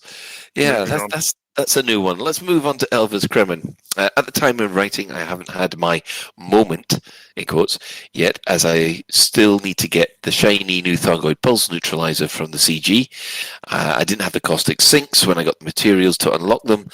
I found out I don't have access to the corrosive cargo rack, so then I had to run around and grab the materials for that. Finally got the sinks unlocked and was going to jump in with Psychic, but then she had to stop playing Can't think why. There was no reason why that would happen. Yeah. No one would stop playing for any reason. And you've only lived the Titan moment through her streams at the moment. Well, I'm pretty much the same as you, Mr. Kremen, but it's just... I'm just watching everybody else jealously. Really. You'll get there. Hey, do you want me to grab you some caustic things and sell them you? I'm happy to do so if you want. I get if you want to do it on your own, it's fine. It's not a problem. But I'm happy to do it if you need them. Nope, I've got to do it by myself. That's absolutely fine. If, however, I get to 4 and die, then I'll take you. Sure. Well, you've done it. You've done it by that point. I mean, you can be justified in saying that you've done it. I will quite happily go in with my already caustic sinks and go and get some for you. It is not a problem. I would appreciate that, but let me have a try at it first. Sure. Right. I think everybody. It's just me and Elvis Kremen have been watching everybody else's streams. Commander Burr. Can I just say about Kremen? The thing that's really funny about Kremen is that he worked his absolute butt off so that he wouldn't have to grind for a Thargoid Pulse Neutralizer. So he was one of the top 10 in the Bounty CG. So he got one for free, but he can't get to the center because he's got no caustic. Love that. Love that for him. It's my favourite part. Oh dear, yeah, okay, fine. Commander Burr, Commander Rini and I in multi-crew's first run into the Maelstrom. We were screaming with excitement like two little kids, chased all the way by an interceptor, and then to arrive and see the thing emerge from the fog, unforgettable.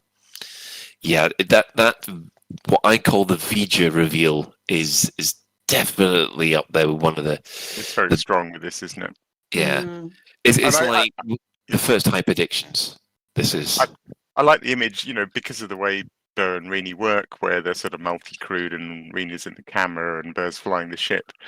And I can't remember, it was like Twitter or somewhere, but I loved the image of like them sort of going in and then getting blown up or whatever, and then Rini just going, "Can we go in again? Can we go in again?" Just desperate to get such amazing footage. Yeah. This sounds great. Jeannie, while watching in VR while a commander tried to get a glaive tissue sample while I hid in a crevice of a Titan. Sounds right. Yeah, the light show of the caustic missiles, lightning attacks, Titan turret fire, and AX multi-cannons rounds flying everywhere was spectacular. It's like a good fireworks show, isn't it? It's so worth it going in multi-crew or go not. And I know the specifics of this case. I know who the other commander was, but because it was in my PG.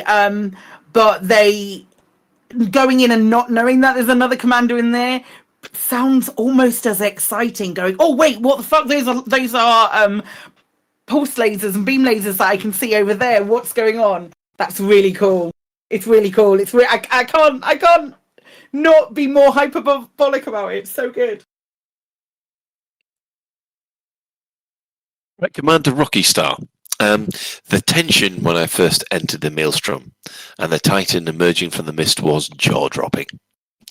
Again, pretty similar to the squeeing that you heard from the Burrs. Yeah. This was quite a good one from Happy Moon Monkey. Anti-aliasing working. I know this doesn't seem like much, but honestly, this combined with the snappier menu and map responses has made the whole game feel fresh again to me. I didn't realise they'd put an anti-aliasing fix in for 15. I don't think it was announced, but I have heard a few people saying that they feel like anti-aliasing had improved in some. I guess it depends on your graphic settings and whether you notice. I know there was a lighting fix. I know that. Was there? Didn't they say a little while ago that they were going to work constantly on general improvements, but due to player feedback, they're not going to include them in the notes anymore. They did. So, I also question to you for the times that you've got on since update 15 to all of you. Do you feel like it's performing better? I haven't seen any major improvements, but then again, it was working pretty fine for me beforehand. I haven't been to ground sites yet, which is where I suffer, so I will let you know, I guess. Okay. Although I'm not really worried about it, but I'm just looking. I'm in this war zone just now, and I'm getting 78 FPS, 80. So you see, that's higher. I personally have also not experienced not as many things where I felt like disconnected from the game due to like a graphical issue. I think I've had one dropout, but then I found out that was actually Virgin Media's fault, not the game's. So yeah, I got a Scarlet Crate, and I went, "What the hell?" And of course, then I found out that blooming Virgin Media had this. What is it? How do they describe it? Oh yes, it's an intermediate error. Or intermediate with an intermittent error. That's what got me. So basically, it's not that important, but it happens occasionally. Actually, on anti-aliasing, Happy Moon Monkey sort of makes a good point, which I guess I have noticed, which is that orbit lines don't have a kind of crawl on them, and I know exactly what he means by that. Oh. Now you come to mention it, the orbit lines do seem a lot smoother.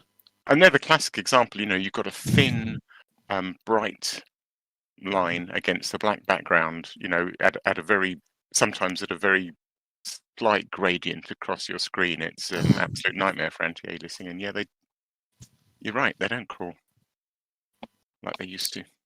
Neat. Excellent. Well, LCU No Fool like one. That wonderful vocalist we all know. While I've enjoyed 3 minutes inside the Maelstrom, my favourite thing is the journal files, which include species in the Scan Organic event, so people no longer need to use the comp scanner if they don't want to. So this is a new event which has been added to the journal files, which, yeah. I'm not quite so sure what he means by using the composition scanner, because I end up using the composition scanner anyway.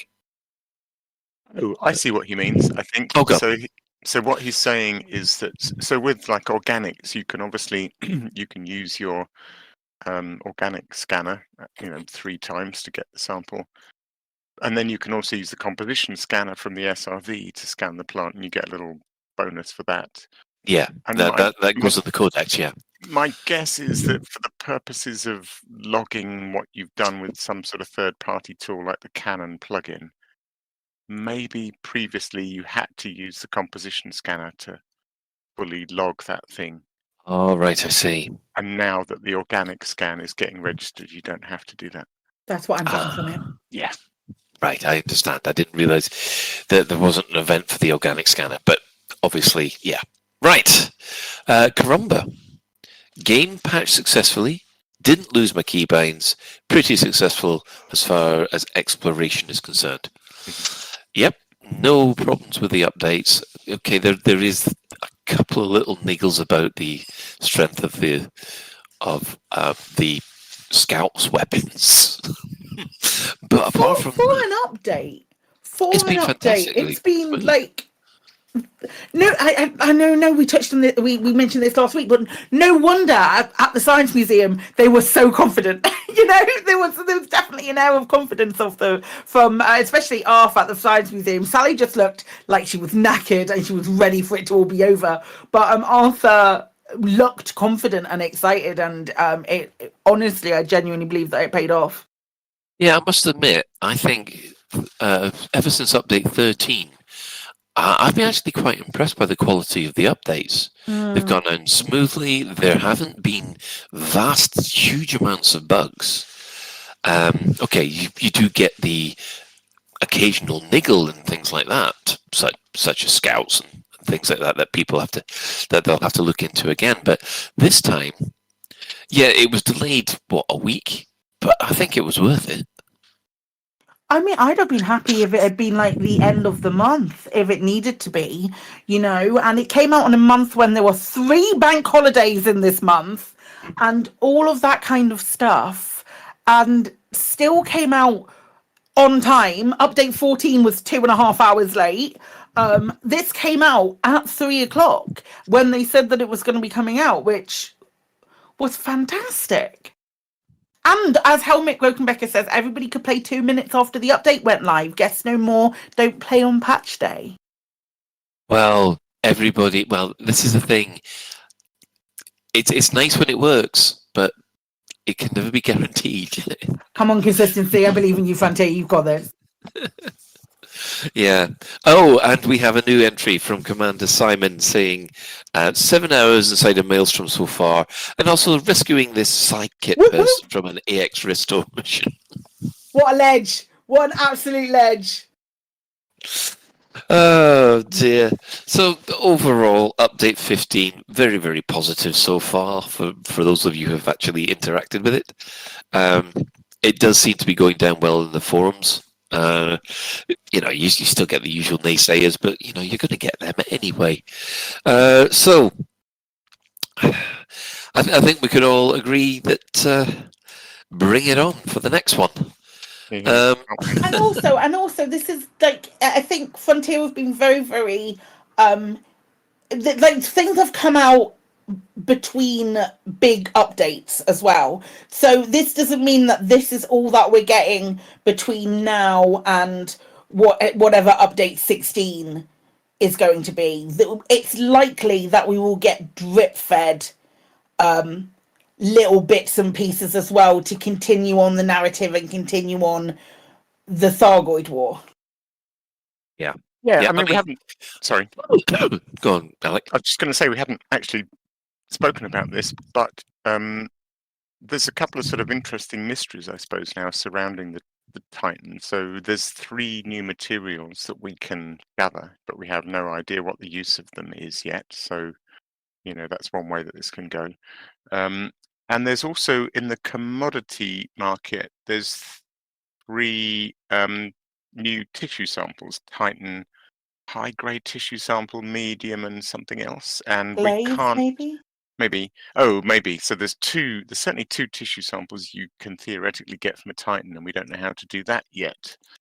And obviously, it feels like we ought to be able to find some way of getting through either the kind of, yellow gloop that they're going through or the side tunnels. So there's lots of ways where this update 15 content could be unlocked by Frontier effectively pressing a button, it feels like, without doing a major update.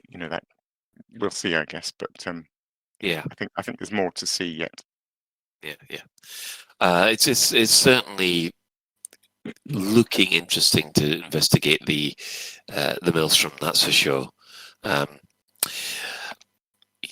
hopefully we'll get more stuff when update 16 happens later in the year. I'm assuming it's going to be later in the year.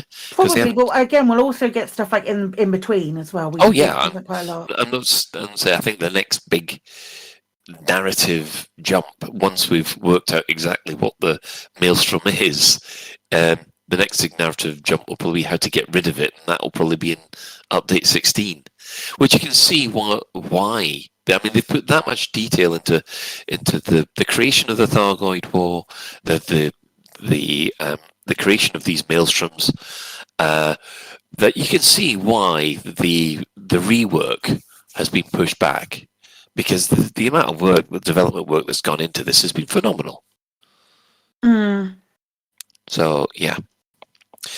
So let's have a quick look at mostly Clueless. The Chris Mark IV got stuck upside down in an SRV in a brain tree this week. I love you, Chris. I think you're my favourite. While liberating some raw materials. Does that look like a colonoscopy as well? A reminder that the automated Help I'm Stuck option is now available in the Help and Support section of the main menu, since the Bounce to Horizon's previous method is no longer available. It will return you to your ship in a safe place and rescue your SRV from aforementioned obstacle. I have a horrible thought. Do we Is it know? going to be as horrible as some of the thoughts we've already had tonight? No, it's not. Some great thoughts. I don't know what you're talking about. Yeah, I'm just thinking though, if you're doing a Thargoid power on the base mission, and you power on the base and you get your widget, and then you do Help on Stock, would you pass or fail the mission? I think you would fail. I think you'd fail. I hope you'd fail. But I would like to think that you would fail. I don't know. I've not done it myself. I was rescued by Commander Simon, and it made life a lot easier. Yeah, but then I did. Different. He drove me back. He flew me back to my fleet carrier, and then I used an escape pod, and I didn't fail the mission. I don't know if that's the same. Interesting. It might be If interesting. you go back to your fleet carrier, surely you'd be able to summon a different ship. Nope, don't have a shipyard. It wouldn't let me do the shipyard thing. I think it might be bugged. I think there's a bug for it. But if you don't have a ship and you go into the shipyard thing, it flicks back, so it just like kicks you back out. So I had to get into escape pod, and it flew me. It flew me bloody miles away. And I then ended up having to order my ship there, but then my ship would take 30 minutes. So then I bought a very shitty DBX, didn't upgrade it at all, and then flew it back. Oh, that sounds a chore, but at least you still passed the mission. At least I still passed the mission, and that means that I am up on wins against failures. So yeah, it was good fun. Excellent. Right, does anybody have any other business before we close out the show for the evening? And the deafening silence says no. Right, okay, so Shoutouts, our sister station, Hutton Orbital Radio. It broadcasts on a Thursday from 8:30, and you can tune in at twitch.tv/Hutton Orbital Truckers, or if you just want the audio, go to radio.forthemug.com. For the discerning commander that likes a bit of CQC action, check out the CQC Discord at discord.me/Elite Dangerous CQC. We're also giving shout-outs to the following Elite Dangerous podcasts. That's the Guard Frequency, who do other space games as well. And, of course, the fantastic Loose Screws over there in America. And following this, we have the latest Galnet News Digest, as provided by Commander Witherspoon, and the fantastically artistic Commander Beetlejude. We'd like to just thank everybody who's chipped in on the Twitch chat, and also apologise to them for some of the conversation that we've had tonight. And of course, what in-game commanders have you two been dealing with, Chris and Ben? So we've had Ephesus and Siberius have joined Chris and I this evening. And they're probably the reason why we actually didn't suck so hard at the combat missions. Because well, thanks, Epiphus, for completing the missions for me. We've won day 3, so thanks, lads. Yeah, I think Ephesus basically carried us. I think. Excellent. We'll also say special thanks, of course, to Commander Tokuso, Jay and Trax, and Alan Stroud, who have all created music for the show.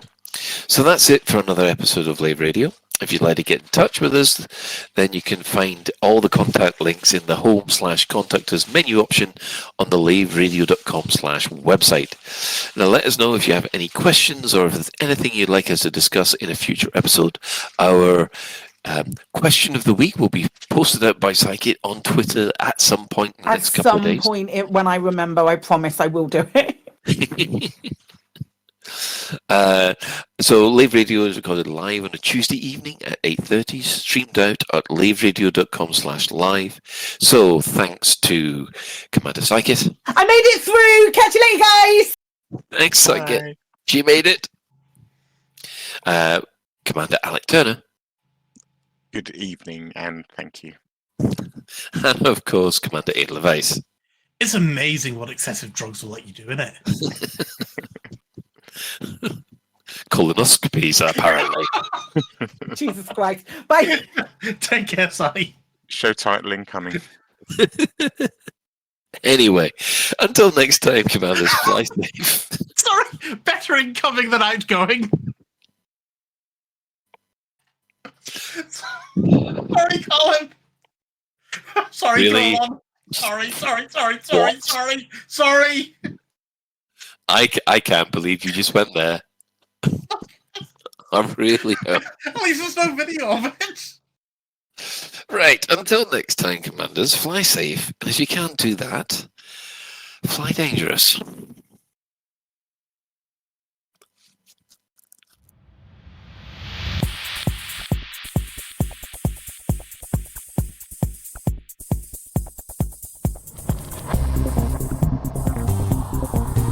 Is your life like this? Sounds like someone having an orange inserted into them.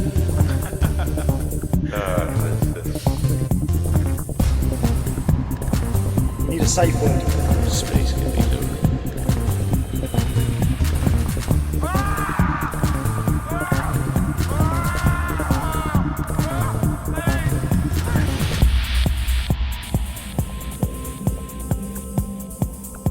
I'm gonna see the galaxy.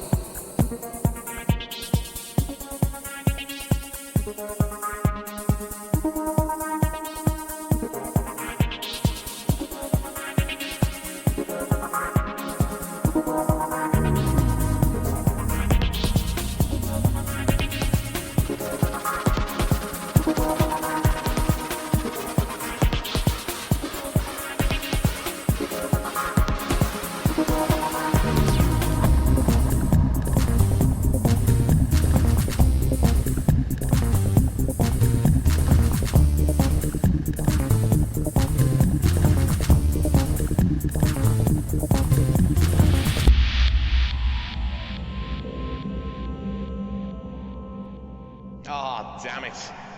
No worries, guys. Hold the fort for 2 seconds. I'll be right back.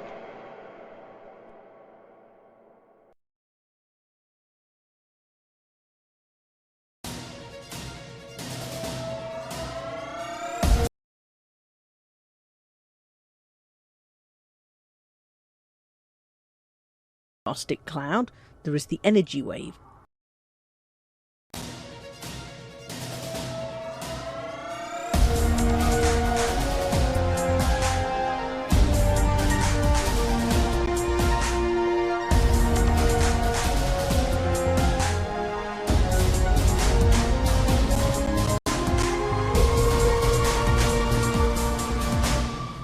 Galnet News Digest, 18th of May 3309. We read the news so you don't have to. In this week's news, Aegis addresses the problem of the Thargoid motherships and suggests we should be destroying as many Thargoid drones as possible. And a representative from Canon Research provides an update on the scale of the problem that's facing us.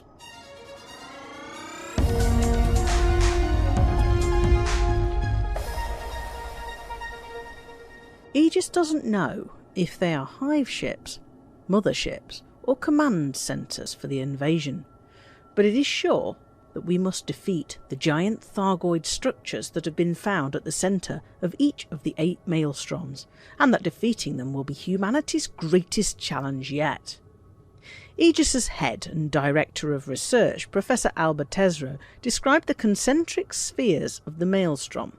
Inside the first caustic cloud, there is the energy wave, then a ring of asteroids, the reason for which is unexplained. The asteroids are not particularly hard to navigate through, although there are occasional Thargoid interceptors, scouts and hunters. And then, in the centre, there's what Tesreau described as a gargantuan Thargoid structure, bigger even than a Coriolis starport. As LCU No Fool Like One of Canon Research points out, these structures may be similar in layout to Thargoid surface sites, but they are at least twice the size. They really are huge, bigger than any other single structure in the known galaxy. Orion University's Seamus Madigan was unwilling to say what these titanic structures might be. The word mothership implies some kind of fleet carrier, which may not adequately describe their purpose, although smaller Thargoid vessels have been observed flying into the centre of the structures and through other access points.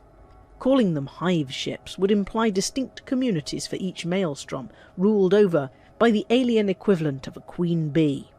There is no evidence yet that the maelstroms are run by distinct communities in that way, and Professor Madigan notes that INRA's speculation over the structure of Thargoid society was never confirmed by practical observation. Further observation will be needed, but Aegis's best current assessment is that the structures are command centres, controlling the Thargoid fleet as it spreads out from each maelstrom, expanding through human space. Professor Tesreau, saying she finds the architecture of these gigantic spaceships unsettling, is under no doubt that we must defeat them, but finding a way to achieve this defeat will, she says, be our greatest challenge to date.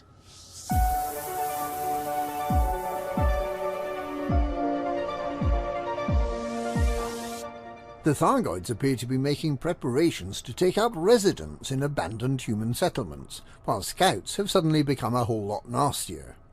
And there's controversy over a new range of ship skins. Until last week, settlements in Thargoid-controlled systems are believed to have been left undisturbed by the invading Thargoids. However, there have been widespread reports that some of these settlements are now being guarded by small packs of drones that are somewhere between the relatively peaceful Thargoid scavengers that can be found at Thargoid surface sites and Core Dynamics sentry skimmers, only a lot nastier and far more deadly. It appears that these new Thargoid drones are guarding the settlements, possibly with a view to establishing ownership of the sites. It's not at all clear why the Thargoids are interested in abandoned human settlements any more than the rest of the now abandoned planets. Is it something we've left behind that the Thargoids find worth protecting, or are they simply making sure that we don't come back? Whatever their motive, they're instantly hostile when they see humans moving about. They attack in a coordinated way, dropping some sort of sticky bombs that are extremely dangerous. Admiral Daniel Perry of Aegis described how entire squads of Marines have been wiped out while trying to investigate.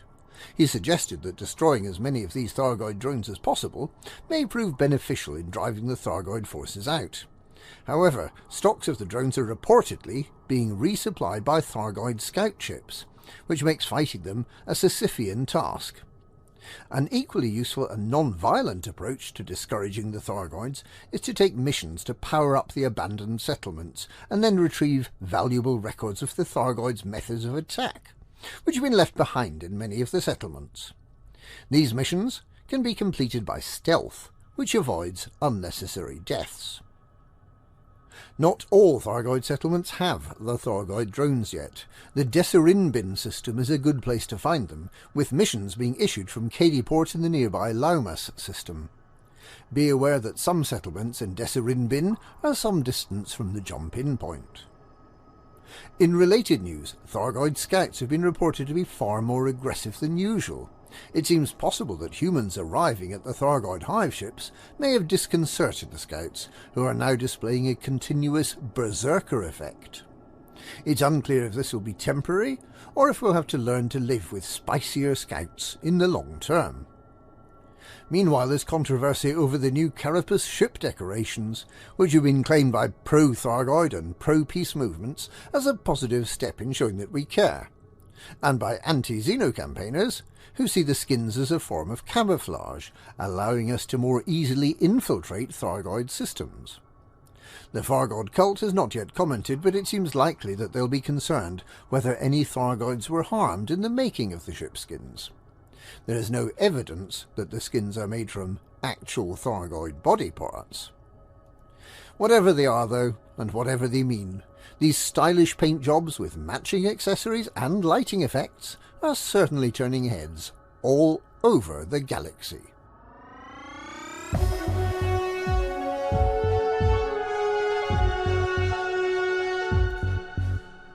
Earlier today, Commander LCU No Fool Like One presented a briefing note on Canon Research's investigations into the maelstroms over the past week. Here are the edited highlights. Samantha Marsh of the Pilots Federation has confirmed that the Thargoid surface sites are in fact gigantic, long-dead, downed Thargoid vessels, and they're being deconstructed by the scavengers. However, it is not safe to conclude that the Thargoid surface sites are the same type of vessel that we can see at the centre of the maelstrom, despite the fact that the features on both sides of the Titan bear a striking resemblance to the surface sites. Our commanders have been performing precise measurements of features, constructing 3D models, and basically trying to insert ships in various orifices. We've determined that the central structures on the anterior and posterior of the Titan are far larger than a similar structure in the centre of the Thargoid surface site. Certainly the Titans are more than double the visible size of the surface site. While it is hard to get anyone in canon to agree on anything, I am firmly of the opinion that the Thargoid surface sites are not the same type of vessel as the ones we've encountered at the centre of the maelstroms. They could be an earlier design, or perhaps something we've not yet seen intact. A more pressing question is regarding the portal on the anterior. What is that mysterious yellow liquid? Does it taste nice? Is it custard? Or cheese?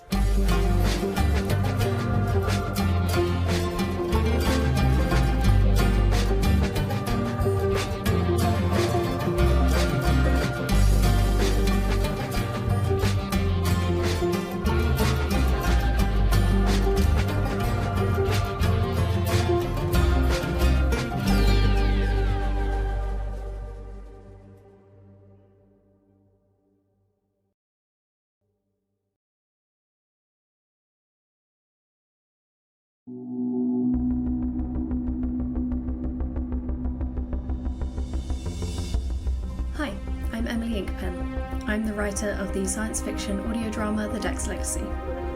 I'm Chris Gregory and I'm the producer of the show. We're fundraising to make season 2 of the show, and we'd love you to help to fund our recording and production process. We've had over 55,000 downloads and some amazing reviews, and we'd love to keep the story moving forward. The rebels are coming, Ren. Get ready. You mean to ask me if she's already dead? I don't know. When we started to record season 1, the UK was in lockdown, so we had to record asynchronously. But this time, we're keen to gather our cast in the studio to record live. Our cast are almost all professional actors, and we're keen to give them the chance to work in this way. It's about their development, as well as getting brilliant, immersive performances for our audience. Emily's scripts for season 2 are fantastic, and listeners are in for a real treat. We have new characters and storylines.